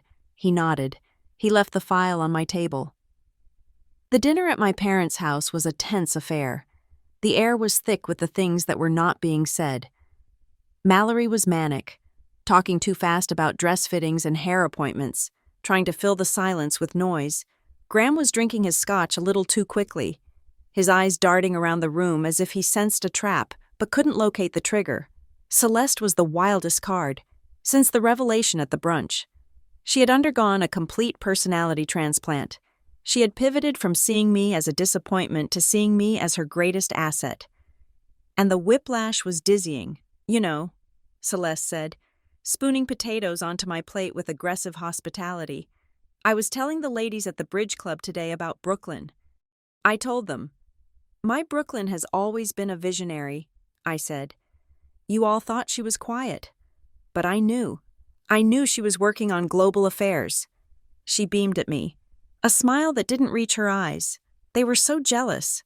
"Brooklyn, when I told them you were advising the princess..." Oh, the look on Susan's face. It was priceless. "You have really put this family on the map." "Honey." I stared at the potatoes. It was nauseating. She wasn't proud of me. She was proud of the proximity to power. She was wearing my achievement like a stolen scarf. Mallory stopped eating. She looked at me, then at Mom. "So," Mallory said, her voice tight, "what exactly are you doing for them? Mom keeps saying you are advising, but what does that mean? Are you just helping them pick colors for the brochure?" Miles cleared his throat. He looked at his plate, refusing to engage. "No, Mallory," I said, picking up my wineglass. "I am not picking colors. I am vetting partners." The word hung over the table. Vetting. Graham froze, his fork halfway to his mouth. "Vetting?" he asked. "The Alderwin Reconstruction Fund is looking to allocate capital." I said, keeping my eyes on him. "Significant capital. They are looking for financial partners in the region, but they are very concerned about integrity." I took a sip of wine. They are worried about the kind of people who prioritize profit over safety. They are worried about firms that sign off on risky projects just to get the commission. So, they asked me to look into the background of the potential partners, to look at their history, to see if there are any red flags. Mallory dropped her fork. It clattered loudly against the china. She didn't know about Graham's specific deal, or maybe she did, and she had buried it deep down. But she understood the concept of inspection. Mallory lived her life as a performance. Her marriage, her membership, her status. It was all a glossy surface painted over cheap drywall. The idea of someone scratching the paint terrified her. "You? You are judging people?" Mallory stammered. "I am evaluating risk." I said. Graham set his glass down. His hand was shaking slightly. "That seems like a lot of power for one person," he said, trying to sound casual but failing. "I mean, surely you are not the only one." "I am the one they trust," I said, "because I am the only one who doesn't want their money." Celeste clapped her hands together, oblivious to the tension radiating off her son-in-law.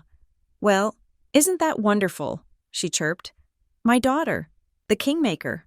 Oh, Brooklyn, imagine the connections we can make. If you introduce Graham to the royal treasurer, think of the business he could bring to his firm." She looked at Graham, her eyes shining. "Graham, you have to talk to her. Get on that list. Brooklyn can vouch for you. She can tell them you are family." Graham looked like he was about to be sick. He knew, and I knew, that being family was not going to save him if I handed the princess that file on my kitchen table. "Mom, stop." I said. Celeste looked at me. Hurt. What? I'm just saying. We should use this opportunity. We are a team, aren't we? No, I said. We are not a team. The table went silent. You spent 10 years ashamed of me, I said, my voice steady. You told people I was a volunteer. You apologized for my career. And now, because I have something you want, suddenly I am a visionary? Suddenly I am your trophy? I stood up. I couldn't sit there anymore. I am not your accessory. Mother, I said, I am not a handbag you can carry around to show people you are wealthy. And I am certainly not a country club membership card. Celeste's face crumbled. She looked at Warren for help. But Warren was looking at me. He was watching me with that same intense, calculating look he had in the study. He saw the fear in Graham's eyes. He saw the desperation in Mallory's. And he saw the absolute refusal in mine. He finally understood the dynamic. He realized that the power balance had permanently shifted. Brooklyn, he said. His voice was heavy. I looked at him. He didn't defend Celeste. He didn't scold me for being rude. He asked the only question that mattered. What do you need? He asked. I blinked. Excuse me? What do you need from this family? He repeated. You clearly don't need our money. You don't need our connections. You don't need our approval. So what do you need? It was a transaction. He was trying to negotiate the terms of our new reality. I looked at them. I looked at Mallory, terrified that I would expose her fake life. I looked at Graham, terrified that I would expose his professional sins. I looked at Celeste, terrified that I would take away her bragging rights. I don't need anything. Dad, I said. I leaned fast against the back of the chair. I just need you to stop lying, I said. I need you to stop twisting me to fit the story you want to tell. Stop pretending I am small so you can feel big. And stop pretending that just because we share a last name. You own a share of my work. I looked at Graham specifically. And for the record, I said, the vetting process is strict. Being family doesn't get you a pass. If anything, it means I look closer. Graham paled. I walked out of the dining room. Miles didn't follow me. He stayed at the table, staring at his brother-in-law, knowing exactly what I was talking about. The investigation had begun, and for the first time, the Moores were the ones under the microscope. The atmosphere inside the Magnolia Crest Country Club during the final 3 weeks leading up to the Founders' Ball was not festive. It was forensic. The air crackled with a specific frequency of high-stakes anxiety that usually precedes a corporate merger or a federal indictment. The maintenance staff was polishing brass fixtures that were already gleaming. The florists were measuring the exact drop angle of wisteria vines. And the membership committee was prowling the hallways like sharks sensing blood in the water. For most people, a gala is a party. For Magnolia Crest, it was a geopolitical event disguised as dinner. While the club hyperventilated over tablecloth thread counts, I was operating in a different time zone. My apartment had turned into a command center. I wasn't coordinating with party planners. I was coordinating with the Royal Advance Team. My schedule wasn't filled with hair appointments. It was filled with encrypted video calls and security walkthroughs. I sat at my dining table, which was covered in schematics of the ballroom. My assistant, Sarah, was on the other end of the phone, her voice crisp and efficient. Okay, Brooklyn, we have the finalized movement script from the palace, Sarah said. You are landing at the private airfield at 1600 hours. The motorcade will transport you to the secure holding suite at the club by 1645. You have a hard stop for the pre-briefing with the princess at 1730. Got it, I said, tracing the route on the map with a red pen. And the donor roundtable? That is the tight squeeze. Sarah noted. The club president, Mr. Vance, has cleared the library for 1800 hours. The royal delegation agreed to give you 20 minutes with the top-tier American investors before the doors open to the general membership. No press, no spouses, just the checkbooks. 20 minutes to secure $50 million in matching funds. I muttered. No pressure. It was a heist. That was the only way to describe it. We were planning to walk into the wealthiest room in the state and extract a fortune for coastal resilience, all while wearing ball gowns and sipping champagne. It was Ocean's 11, but the target wasn't a vault. It was the conscience of the 1%. While I was planning a resource extraction operation, my sister Mallory was planning a coronation. Mallory did not view the Founders Ball as a charity event. She viewed it as a personal branding opportunity. She had converted the guest bedroom of her house into a war room dedicated to her image. She had hired a stylist from New York, a makeup artist who specialized in high-definition contouring, and a photographer whose sole job was to capture her candid arrival. I stopped by her house one afternoon to drop off some paperwork for Mom, and I found Mallory standing on a small wooden box in her living room while a seamstress pinned fabric around her waist. "Chin up. Mallory," the stylist commanded. "You need to look imperious. You are a voting member now. You need to look like you own the building, not like you are renting the dress." Mallory lifted her chin. Her eyes locked on her reflection in the full-length mirror. She looked beautiful, objectively, but it was a brittle kind of beauty. It was the kind of beauty that required perfect lighting and a lot of hairspray to maintain. "Brooklyn," Mallory said without turning her head. "You are blocking the light." "Sorry," I said, stepping aside. "Just dropping off the insurance forms for Dad." Mallory finally looked at me. Her gaze swept over my practical slacks and blouse. "Have you even bought a dress yet?" she asked. "The gala is in 10 days. You can't just buy something off the rack. This isn't a prom. I have it covered." I said. Mallory scoffed. "I hope so. Graham says the press list is huge, if you show up looking like a librarian. You are going to embarrass us. I have already briefed the photographer to crop you out if you ruin the aesthetic of the family portrait." I smiled. It was genuine. She was worrying about cropping me out of a photo, while I was worrying about whether the Secret Service would let her get close enough to be in the photo. "I won't ruin your aesthetic, Mallory," I promised, but the real twist came 3 days later. I was at the club for a final site inspection with the Royal Security Detail. We were checking the emergency exits in the ballroom when a man approached us. It was Arthur Vance, the president of Magnolia Crest. Mr. Vance was a man who looked like he had been carved out of mahogany and old money. He was 70 years old, commanded a real estate empire, and usually only spoke to people who had buildings named after them. "Ms. Moore," he said, his voice deep and gravelly. "Do you have a moment?" The security lead, a man named Thomas with an earpiece and zero sense of humor, stepped between us. "Mr. Vance is cleared." "Thomas," I said. Thomas stepped back, but he kept his eyes on Vance's hands. Vance led me to a quiet corner of the terrace, away from the bustling catering staff. He looked at me with a curiosity I hadn't seen in him before. Usually, I was just Warren's daughter or Mallory's sister. Today, I was someone else. I had a call with the palace treasurer yesterday. Vance said.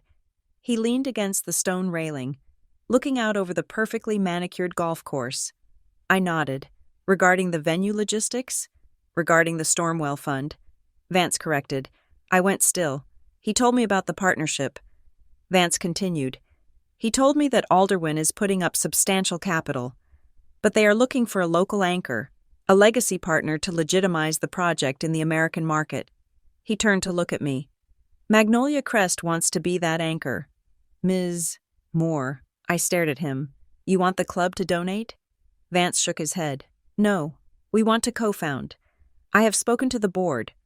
We want to announce the creation of the Magnolia Stormwell Coastal Grant on the night of the gala. We are prepared to pledge $5 million as an initial commitment. $5 million. My brain did the math instantly. That was enough to fund 3 pilot programs in the Delta. It was massive. But there is a condition. Vance said. I waited. I knew there was always a condition. We want the announcement to be the centerpiece of the evening, he said, right after your speech, and we want it to be clear that this is a partnership between the club and you, not your family, you. He looked me in the eye. We know who the real asset is. Brooklyn. We have spent 50 years catering to people who want to look important. It is refreshing to finally do business with someone who actually is important. I shook his hand. Done, I said. The news of the Stormwell Magnolia grant didn't stay secret for long. Whispers travel faster than light in a country club, especially when money is involved. Mallory heard about it within 24 hours. I wasn't there when she found out, but I heard about the aftermath. Apparently, she marched into the concierge's office with a face like thunder. She didn't know the details. Vance had kept the dollar amount and the "you, not your family" part quiet, but she knew that the club was planning a special moment for me.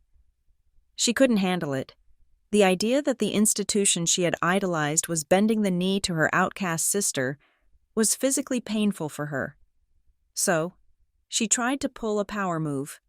2 days before the event, I received a frantic text from the event coordinator. "Ms. Moore, please advise. Your sister is currently in the ballroom trying to physically move the place cards." I called the coordinator immediately. "What is she doing?" "She is trying to swap the table numbers." The coordinator whispered, "She is telling the staff that there was a printing error. She is trying to move the royal table to the side alcove, behind the floral pillars. She says it is for security privacy, but, well, she is trying to put you in the corner. Ms. Moore." I didn't get angry. I felt a strange, detached pity. It was so small. It was so petty. It was like trying to stop a tidal wave with a traffic cone. "Let her try," I said. I didn't have to intervene. The Royal Protocol Office did it for me. An hour later, Mallory received an email. It wasn't from the club. It wasn't from me. It was from the head of Royal Security. The email was brief, polite, and absolutely devastating. It included a digital attachment of the final seating chart. "Dear Mrs. Miller, please be advised that the seating arrangement for the Founders' Ball has been finalized by the Crown Protection Command. The layout is locked for security triangulation. Any unauthorized alteration to the physical positioning of the principal guest, Ms. B. Moore, or the royal delegation will be treated as a hostile breach of protocol and will result in the immediate removal of the interfering party from the premises. The principal guest is seated at table 1, center dais. This position is non-negotiable. Regards, Colonel H. Sterling." Mallory had been threatened with eviction from her own party by a foreign military officer. She couldn't move me. She couldn't hide me. I was going to be center stage, and she was going to be watching from table 8. The final blow, however, came from Miles. He called me the night before the gala. His voice was low, and I could hear the sound of traffic in the background. Like he was calling from his car because he didn't want to be overheard in his own house. "Brooklyn?" He said, "What is it?" "Miles, I got an email." He said, "A leak. You know I have friends on the membership ethics committee." I waited. "They are doing a sweep," Miles said. "A quiet one. Vance ordered it." "A sweep of what?" "Of the new inductees." Miles said, "Specifically, the financial backgrounds of the members who joined in the last quarter. The email says they are concerned about reputational contagion. They are worried that if the club is going to partner with the Royals and Stormwell, they need to make sure their own house is clean." I closed my eyes. I knew exactly where this was going. "They are reviewing Graham, aren't they?" I asked. Miles hesitated. "His name is on the short list. Brooklyn, that deal, the wetland fraud. It is resurfacing. Someone tipped off the committee." "Did you tip them off?" I asked. There was a long silence on the line. "I didn't have to," Miles said finally. "You told me the masks were going to fall. I just made sure the lights were turned on so everyone could see." He took a breath. "Brooklyn, if they find what I think they will find, Graham isn't just going to lose his membership. He's going to be toxic. And Mallory will be the wife of a pariah." I finished. Miles didn't say anything else. He didn't have to. The tragedy was already written. We were just waiting for the actors to take the stage. I hung up the phone and walked to the window of my apartment. The city lights were twinkling below me, oblivious to the drama unfolding in the high towers of society. Tomorrow night, there would be silk and diamonds. There would be champagne and caviar. There would be a princess and $1 billion on the table. Mallory thought she was walking into a coronation. She thought she was going to wear her $8,000 dress and smile for the cameras, and finally be the queen she always thought she was. She didn't realize she was walking into an execution. I looked at the garment bag hanging on my door. Inside was my dress. It wasn't gold. It wasn't flashy. It was a deep, midnight blue, the color of the ocean when it is deep and dangerous. I wasn't going to the ball to dance. I was going to the ball to rewrite the definition of power, and for the first time in my life, I wasn't afraid of the spotlight. I was the one holding the switch. The headlines hit the digital news cycle at exactly 7:30 on Saturday morning, less than 30 hours before the doors were scheduled to open for the Founders' Ball. I was in my kitchen, reviewing the phonetic pronunciation of the Alderwin ambassador's last name, when my tablet lit up with a notification from the City Financial Journal. It was not a front-page exposé, at least not yet. It was a sidebar item in the Market Watch column, the kind of bland, densely worded paragraph that only people in the industry pay attention to, but for the people involved, it was a nuclear warhead. Internal audit at Sterling Holloway Capital raises questions regarding wetland asset valuation. I tapped the headline. The article was cautious, legally proofed to within an inch of its life.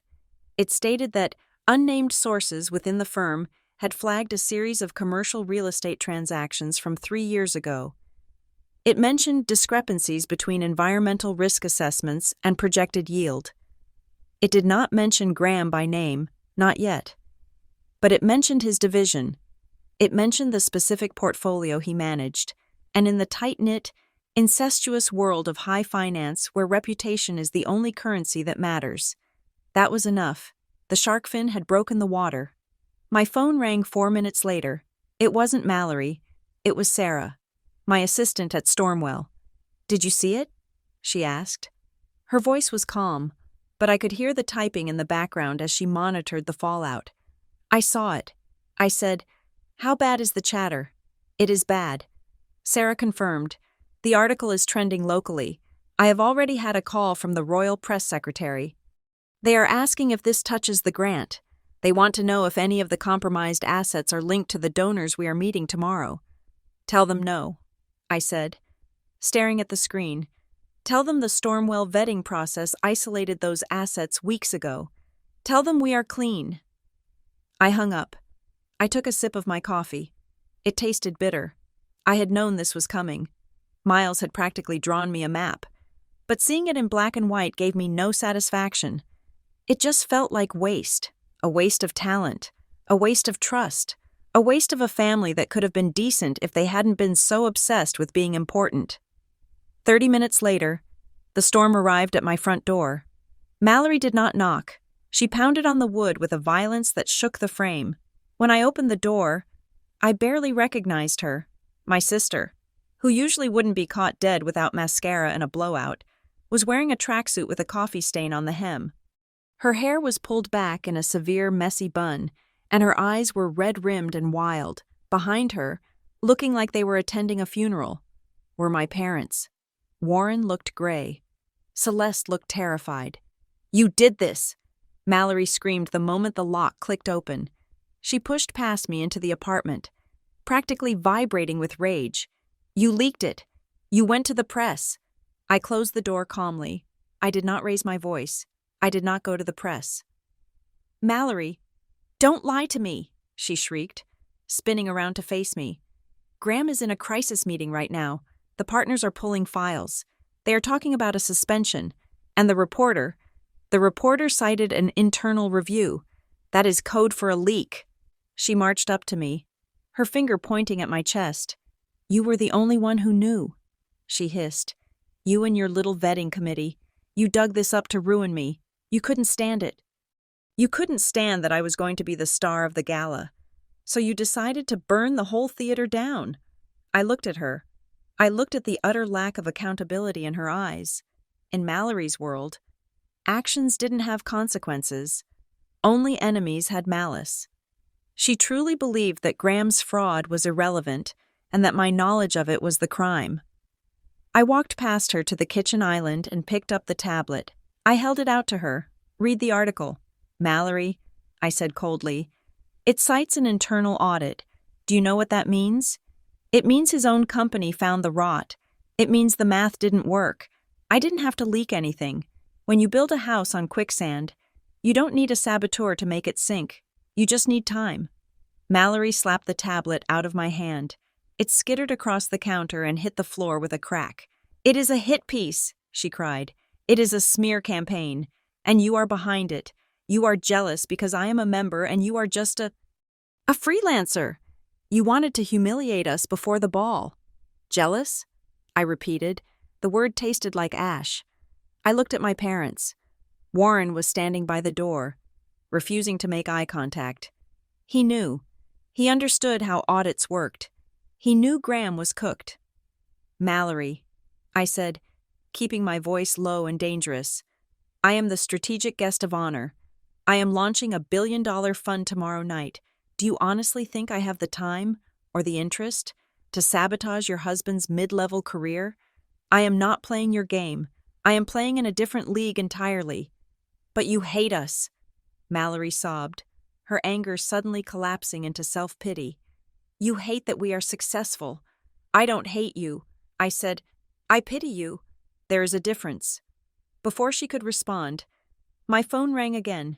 This time, the caller ID displayed a name that made the blood drain from Mallory's face when she glanced at the screen. Arthur Vance, President, Magnolia Crest. The room went silent. The name commanded a level of fear in my family that was almost theological. I answered it on speaker. Ms. Moore. Vance's voice filled the kitchen. It was deep, gravelly, and completely devoid of warmth. Mr. Vance, I said, I assume you have seen the morning papers. Vance said, I have. We have a situation. Vance continued. The palace is aware of the allegations surrounding Sterling Holloway Capital. As you know, the royal family maintains a zero-tolerance policy regarding financial impropriety, especially at events where they are soliciting international partnerships. They are concerned about the optical hygiene of the evening. I looked at Mallory. She was holding her breath. We are handling it, Vance said, but I wanted to inform you personally, as the principal guest, before the automated system went out. Inform me of what? I asked. Though I knew, the membership committee has convened an emergency session this morning, Vance said. Given the proximity of the gala and the severity of the implied risk, we have voted to invoke Bylaw Section 4. We are placing the membership of Mr. and Mrs. Graham Miller under temporary administrative suspension. Mallory let out a sound that was like a dying animal. It was a strangled gasp of pure devastation. Suspension? I asked. For the room's benefit, effective immediately. Vance confirmed. Their access privileges are frozen pending the outcome of a full external investigation. This means they are removed from the active roster for the Founders' Ball. Their tickets have been voided. Voided? Mallory whispered. We cannot risk a scandal. Ms. Moore, Vance said, his voice hardening. We cannot have the press asking the princess why she is dining with a man under investigation for securities fraud. I am sure you understand. We have to protect the institution, and we have to protect the grant. I understand. Mr. Vance, I said, good. We look forward to your speech tomorrow. The line went dead. For 10 seconds, nobody moved. The silence was heavy, thick with the death of a dream. Then, Mallory collapsed. She didn't faint. She just sank to the floor, her legs giving out as if her bones had suddenly turned to water.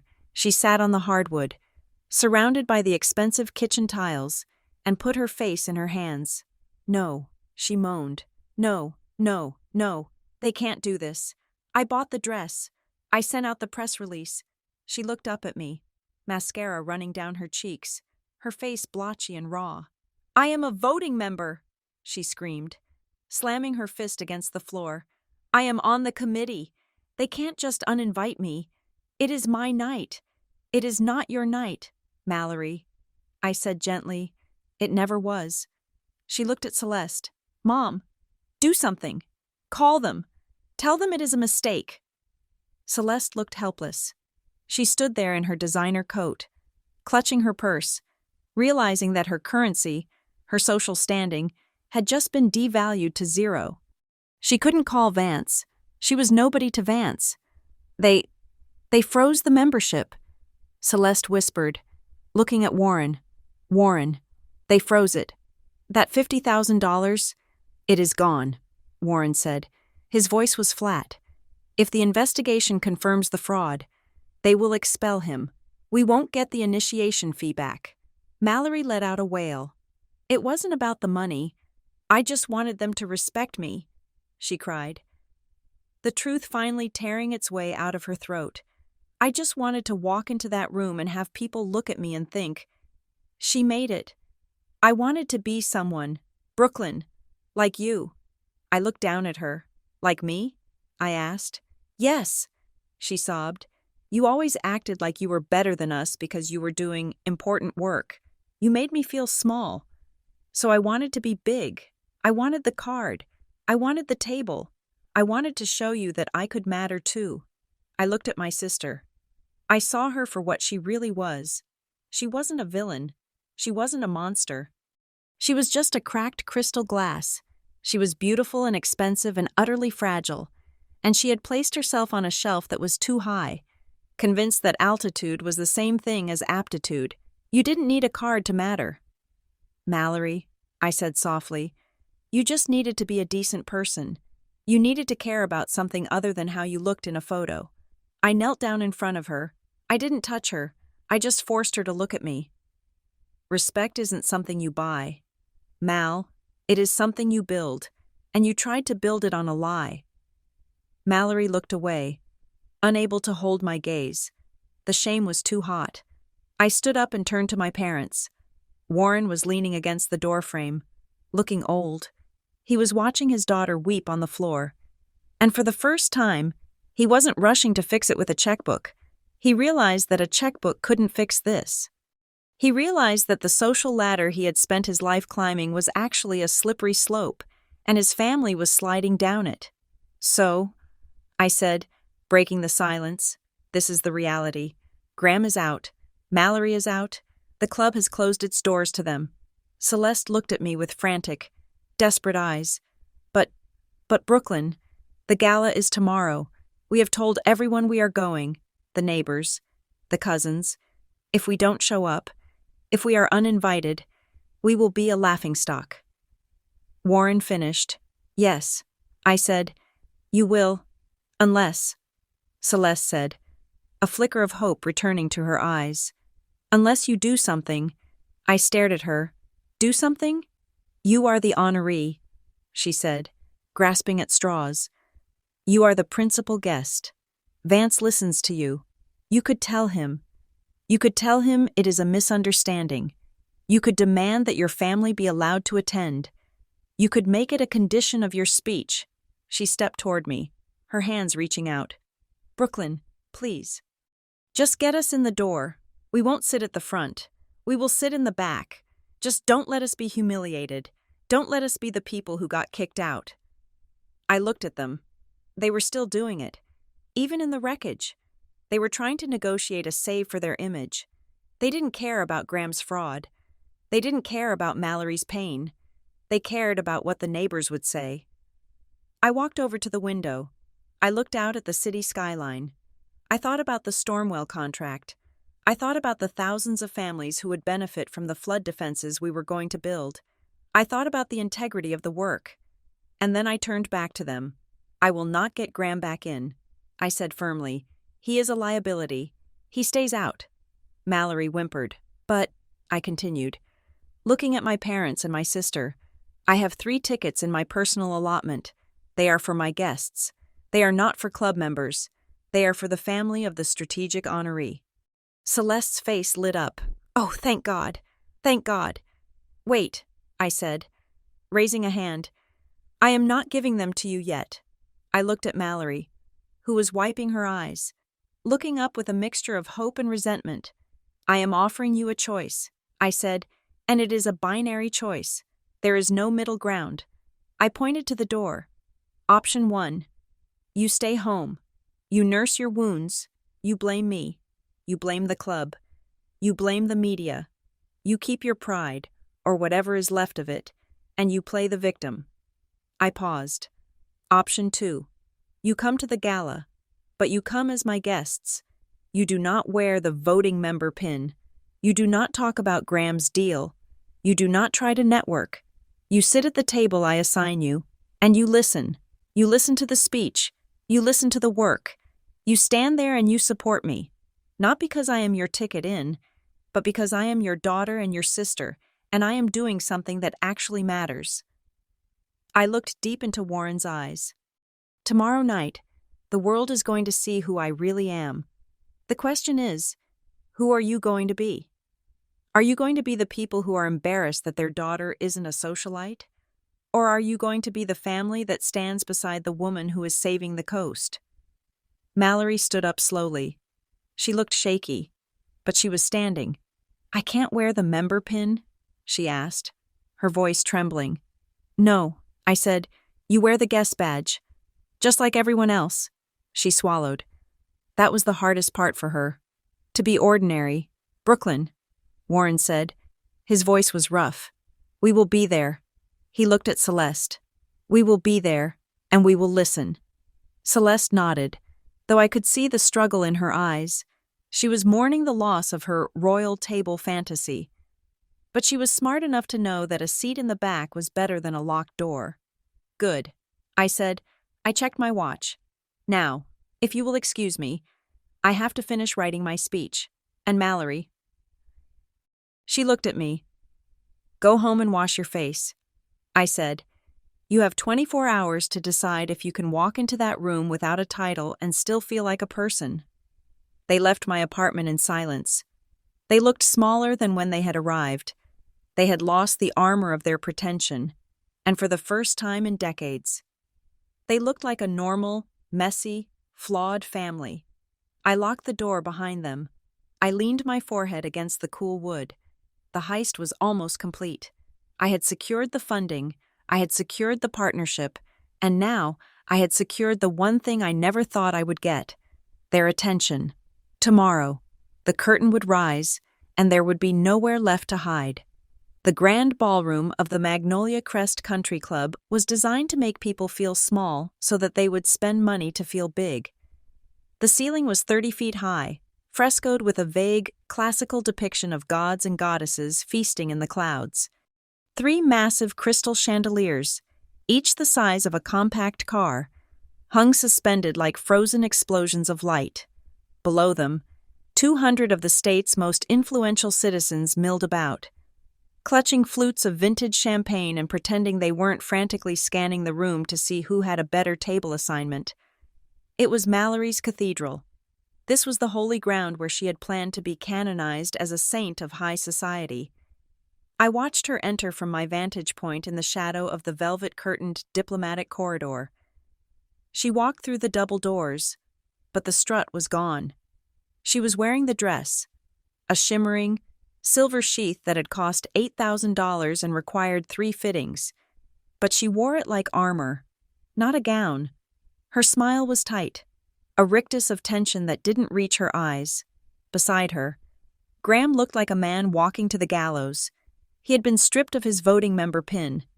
Instead, pinned to his lapel was a plain white rectangle that read, Guest of Honoree. It was a brand. It marked him as a tourist in the land he thought he owned. Every time someone glanced in his direction, he flinched, expecting the City Financial Journal article to be plastered on their forehead. My parents trailed behind them. Celeste was gripping Warren's arm with a desperation that turned her knuckles white. She wasn't scanning the room for people to impress. She was scanning the floor, terrified of tripping. They looked terrified. For the first time, the opulence of the club didn't comfort them. It intimidated them. They realized, with a sudden and violent clarity, that the gold leaf on the walls was real. But their place within these walls was entirely imaginary. I checked my watch. It was 1955. Ready. Ms. Moore? I turned. Colonel Sterling, the head of Royal Security, was standing beside me. He was a man who looked like he could dismantle a tank with a screwdriver. He tapped his earpiece. The princess is 2 minutes out. he said. "We are moving to the holding area." I nodded. "Let's go." I didn't walk through the crowd. I moved through the arteries of the building that were reserved for power. We walked down a secure hallway, flanked by 4 security officers. The kitchen staff stopped chopping vegetables to watch us pass. The club manager, who usually ignored me, bowed his head as I walked by. We emerged into the private antechamber, a small, luxuriously appointed room directly behind the main stage. The air here was cooler, quieter. The door to the ballroom opened, and I stepped out onto the side dais. Not the main stage yet, but a raised platform reserved for the royal party. The moment I appeared, the dynamic in the room shifted. Mallory saw me first. She was standing near the shrimp tower, holding a napkin she hadn't used. Her eyes locked onto mine across the sea of tuxedos. I saw her intake of breath. I wasn't wearing sequins. I wasn't wearing a tiara. I was wearing a midnight blue gown with clean architectural lines. It was simple. It was severe, and it made every other dress in the room look like a costume. My family froze. They saw me standing there, not as the sister who needed help with rent, not as the daughter who disappointed them, but as the woman standing behind the velvet rope that they could never cross. Colonel Sterling leaned in. "Her Highness has arrived." The heavy oak doors at the far end of the ballroom swung open. The orchestra stopped playing midway through a measure. The silence that fell was instant and absolute. It wasn't the polite silence of a dinner party. It was the heavy, reverent silence of history entering the room. The herald didn't shout. He didn't have to. Her Royal Highness, the Crown Princess of Alderwyn. The entire room stood up. 200 chairs scraped against the parquet floor in unison. The princess walked in. She was young, perhaps 35, with a face that had been on currency for a decade. She wore a sash of emerald green and a diamond brooch that was likely older than the United States. She didn't look at the cameras. She didn't wave. She walked with a terrifying purpose, her eyes fixed straight ahead. Mallory went rigid. I saw her hand tremble as she clutched her champagne glass. She had spent months practicing her curtsy in front of a mirror, fantasizing about this moment. She had imagined the princess stopping to admire her dress, asking her name, validating her existence, but the princess didn't stop. She walked past the mayor.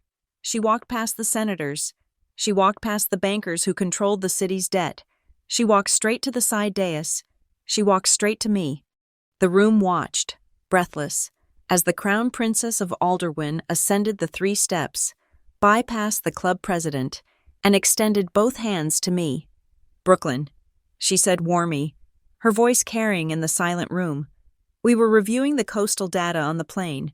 "The projections for the southern seawall are brilliant, Your Highness," I said, taking her hands. "I am glad the data held up." "It did more than hold up," she said with a small, genuine smile. "It gave us hope." She turned then, facing the room. Her gaze swept over the crowd, the sea of faces hungry for her attention, and landed, with laser-like precision, on the small cluster of people standing near table 8, my family. They looked like deer caught in the headlights of a freight train. Celeste's mouth was slightly open. Warren was standing at attention, his posture stiff. Graham was looking at his shoes, and Mallory looked like she was about to shatter into 1,000 pieces. The princess leaned in slightly to me. "Is that them?" she asked quietly. "Yes." "Your Highness," I said, "that is my family." The princess nodded. She didn't signal for them to come up. She didn't invite them into the circle. Instead, she did something far more devastating. She walked down the steps, bringing me with her, and approached them. The crowd parted like the Red Sea. We stopped 3 feet away from them. The distance felt like a canyon. "Mrs. Moore, Mr. Moore," the princess said, nodding to my parents. Your Highness." Celeste stammered. She tried to curtsy, but her knees were shaking so badly it looked like a spasm. She reached out and grabbed my hand. Her grip was wet and cold. She squeezed my fingers, not to show me off to the princess, but because she was drowning and I was the only solid thing in the universe, and you must be the sister, the princess said, turning her cool gaze to Mallory. Mallory opened her mouth. No sound came out. She nodded. Brooklyn has told us very little about you, the princess said pleasantly. She prefers to focus on the work. It was a polite statement. But in the language of the court, it was a dismissal. It meant, you are not part of the narrative. Then, the princess turned her eyes to Graham. Graham stopped breathing. He could feel the weight of the City Financial Journal article hanging over his head like a guillotine blade. The princess looked at him for a long, uncomfortable moment. She looked at his suit. She looked at his guest badge. And then she looked him in the eye. We are launching a significant financial initiative tonight. Mr. Miller, the princess said. Her voice was soft, but it had edges of steel. It involves over $1 billion of sovereign capital. Graham swallowed. Yes, Your Highness. That is impressive. It is. She agreed. But capital is easy to find. What is difficult to find is integrity. The word hung in the air. Integrity. She didn't accuse him. She didn't mention the wetlands. She didn't mention the audit. She simply used a word that he had traded away for a commission check, and she let him feel the absence of it. We chose to partner with your sister-in-law because she understands that you cannot build a future on a foundation that you know is going to collapse. The princess continued. She values the truth more than the transaction. Graham went pale. He knew that she knew. Mallory looked at her husband. She looked at the sweat beading on his upper lip. She looked at the terror in his eyes. And for the first time, she saw him clearly. She realized that the membership card, the title, the salary, none of it could protect him from the judgment of someone who actually held power. He was small, he was compromised, and he was dragging her down with him. The princess turned back to me. Shall we? She asked. The podium is waiting. We turned our backs on them. As we walked away, moving toward the stage, I felt a vibration in the floor. It was the sound of my family's world cracking. Mr. Arthur Vance, the club president, was waiting at the microphone. He looked energized. The prospect of the Stormwell partnership giving him a glow that his spray tan never could. Ladies and gentlemen, Vance boomed, his voice echoing off the frescoed ceiling. Distinguished guests, members of Magnolia Crest, the room quieted. Tonight is a historic night. Vance continued. We are not just hosting a gala, we are witnessing the beginning of a new era for our coast, and for our club. He gestured toward me. It is my distinct honor to introduce a woman who has done more for this region in 5 years than most of us do in a lifetime. A woman whose vision has secured the partnership of the House of Alderwin, our strategic honoree, and the principal guest of the evening, Ms. Brooklyn Moore. The applause started. It wasn't the polite golf clap usually reserved for speakers. It was loud. It was curious. It was the sound of people realizing that the hierarchy had been inverted. I walked up the steps to the stage. The lights were blinding. I couldn't see individual faces in the crowd anymore, just a sea of white shirts and diamonds. But I knew exactly where Table 8 was. I knew Mallory was sitting there, staring up at me. I knew she was waiting for me to destroy her. She was waiting for me to tell the story of the brunch. She was waiting for me to mock her membership. She was waiting for the revenge I had promised by simply existing. I stepped up to the microphone. I placed my notes on the lectern. I looked out into the darkness. The tension in the room was palpable. They knew the rumors. They knew about the audit. They knew about the family dynamic. They were waiting for blood. I took a breath. I didn't come here for blood. I came here for concrete. Distinguished guests, Your Highness, I began. My voice was steady, amplified by the speakers, filling every corner of the room that Mallory had wanted to rule. We spend a lot of time in rooms like this worrying about our position. I said, we worry about who is sitting at the head table. We worry about who is on the list. We worry about the walls we build to keep people out. I paused. But while we are building walls to separate ourselves from each other, the water is rising to wash us all away. I saw the crowd shift. They weren't expecting this. Tonight, I am not here to talk about membership. I said, "I am here to talk about survival." I glanced down at table 8. I couldn't see Mallory's face, but I could feel her gaze. She was waiting for the blow. She didn't realize that the hardest blow wasn't an insult. It was the truth. The glare of the spotlight was distinct. It did not feel like warmth. It felt like an interrogation lamp.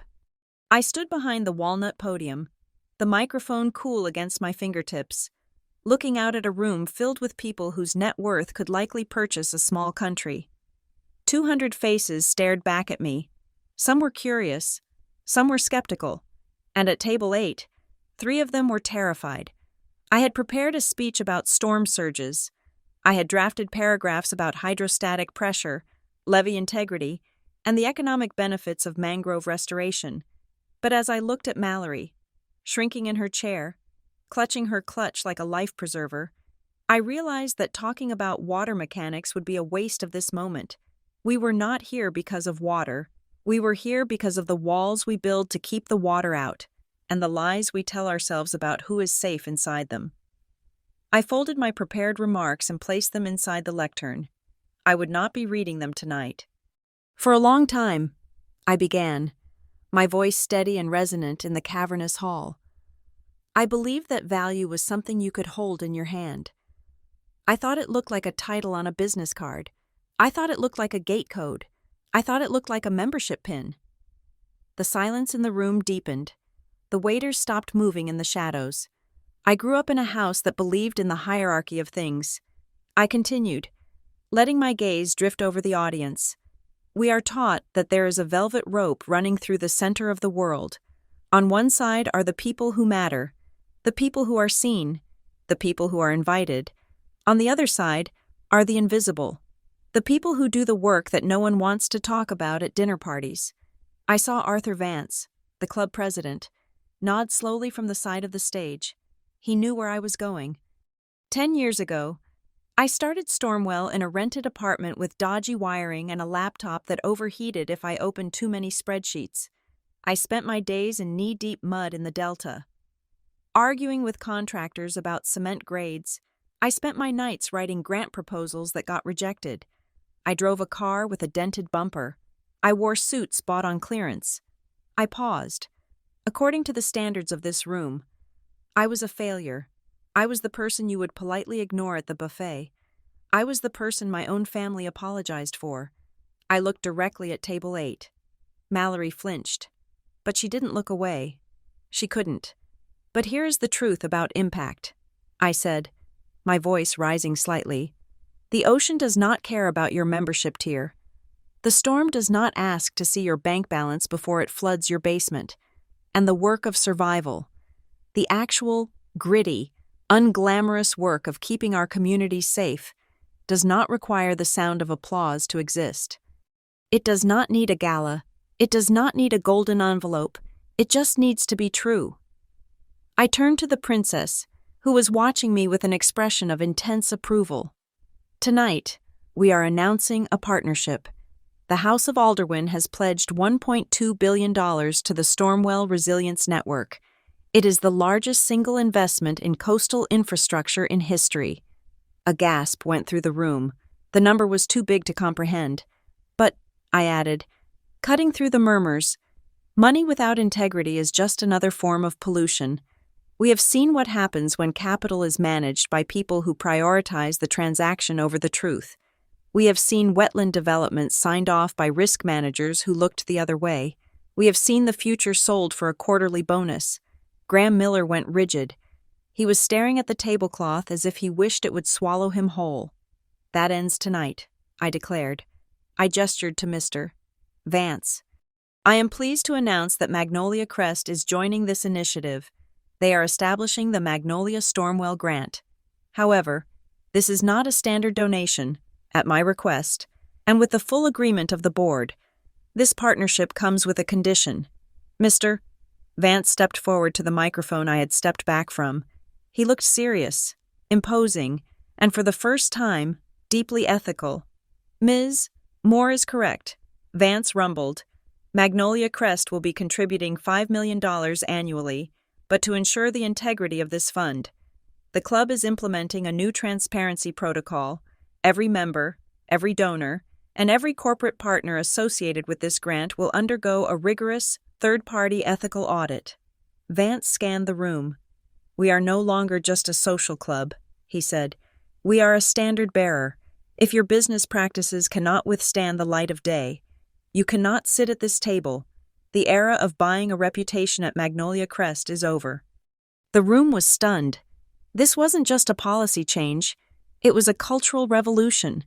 It was a direct indictment of the Graham Millers of the world, the people who thought the club was a safe harbor for their white-collar sins. Vance stepped back, and the princess stood up. She walked to the center of the stage. She held a velvet box in her hand. "Brooklyn Moore," she said. Her voice was regal, commanding. I turned to her. "You have served as the bridge between our nations," she said. "You have valued the safety of the many over the vanity of the few. You have walked a lonely path, unnoticed and uncelebrated, to build a fortress against the tide." She opened the box. Inside lay the Order of the Silver Lion, the highest civilian honor Alderwin could bestow. "I do not invite you to the ball," she said, pinning the heavy silver medal to my dress. "I recognize you as the architect of the ball." The applause that erupted was not polite. It was thunderous. It was the sound of a room full of powerful people realizing they had been worshiping the wrong idols. But I didn't look at the crowd. I turned back to the microphone for one last sentence. I looked at my parents. Celeste was weeping openly, her hands covering her mouth. Warren was staring at me with a look of devastation and pride, finally understanding the magnitude of his error. And I looked at Mallory.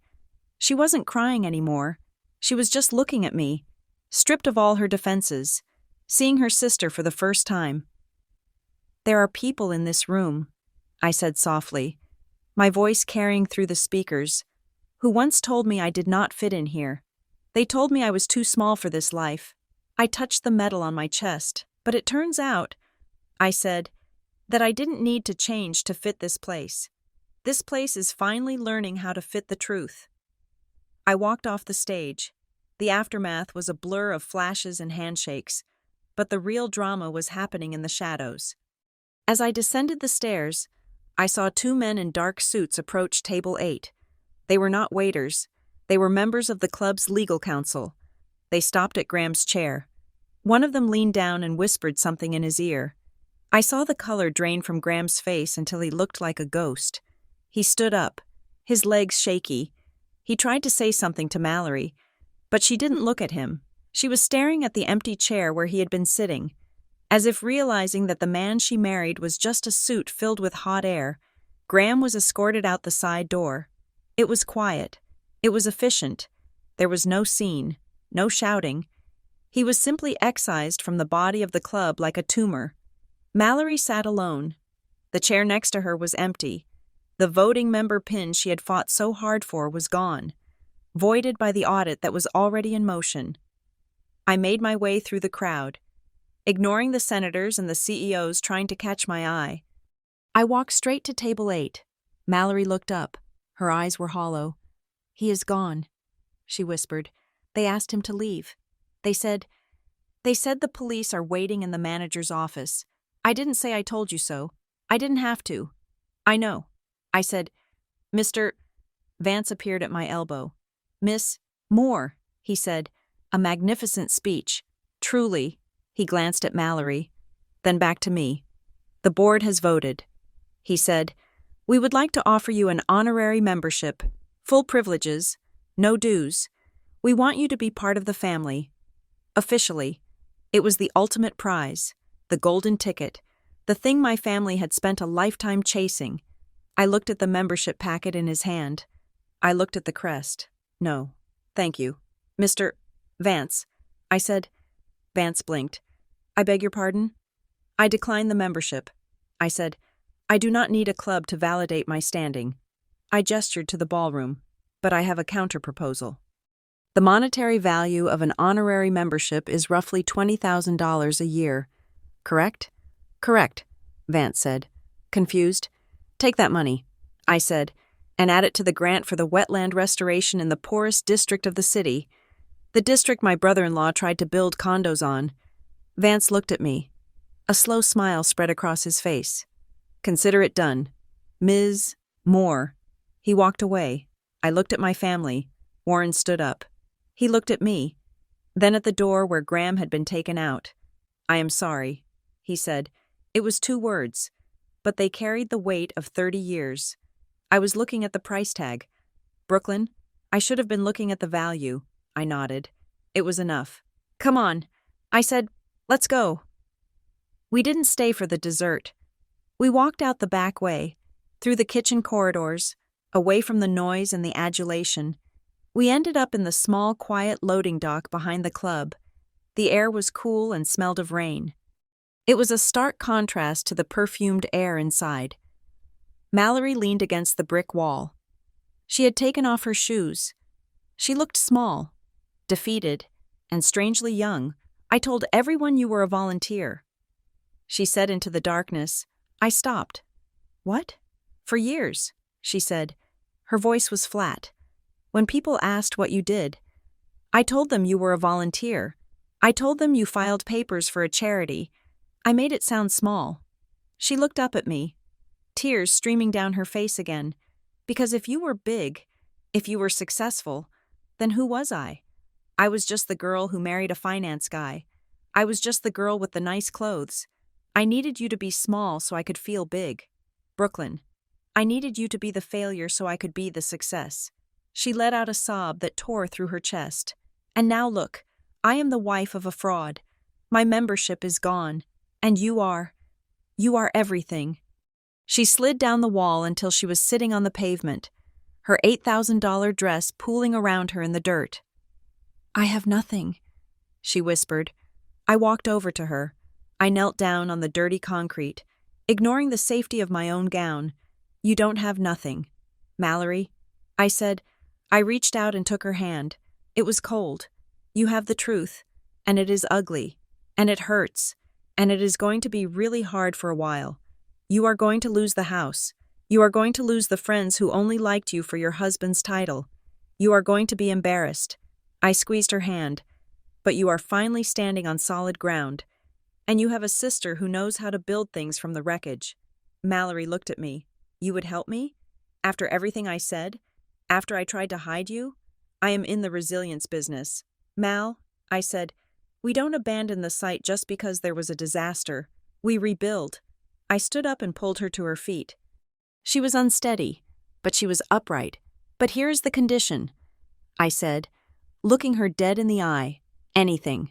She said, if you want to stand next to me. I said, you have to stand on the truth. No more filters. No more narratives. No more pretending to be royalty when you are just a person. You have to be okay with being just Mallory.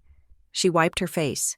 She looked at the back door of the club, the place she had been exiled from. Then she looked at me. I think I can do that, she said. Then let's go home, I said. We walked toward my car, the Honda with the dented bumper. My parents followed us, silent and humble. Mallory didn't look back at the club. She didn't look back at the chandeliers or the champagne. She got into the passenger seat of my old car, leaving the ghost of who she thought she was behind her on the pavement. She didn't have a membership card anymore, but for the first time in her life, she had a future that was actually real. Thank you so much for listening to this story. I would love to know where you are tuning in from today. Are you listening from a busy city like New York? Or somewhere quiet and coastal like the places Brooklyn protects? Please let me know in the comments below. I read every single one of them. If you enjoyed seeing justice served and the truth finally coming to light, please hit that like button, subscribe to Monica Revenge Stories, and smash the hype button to help this story reach even more people. Your support means the world to me. Stay tuned for the next story.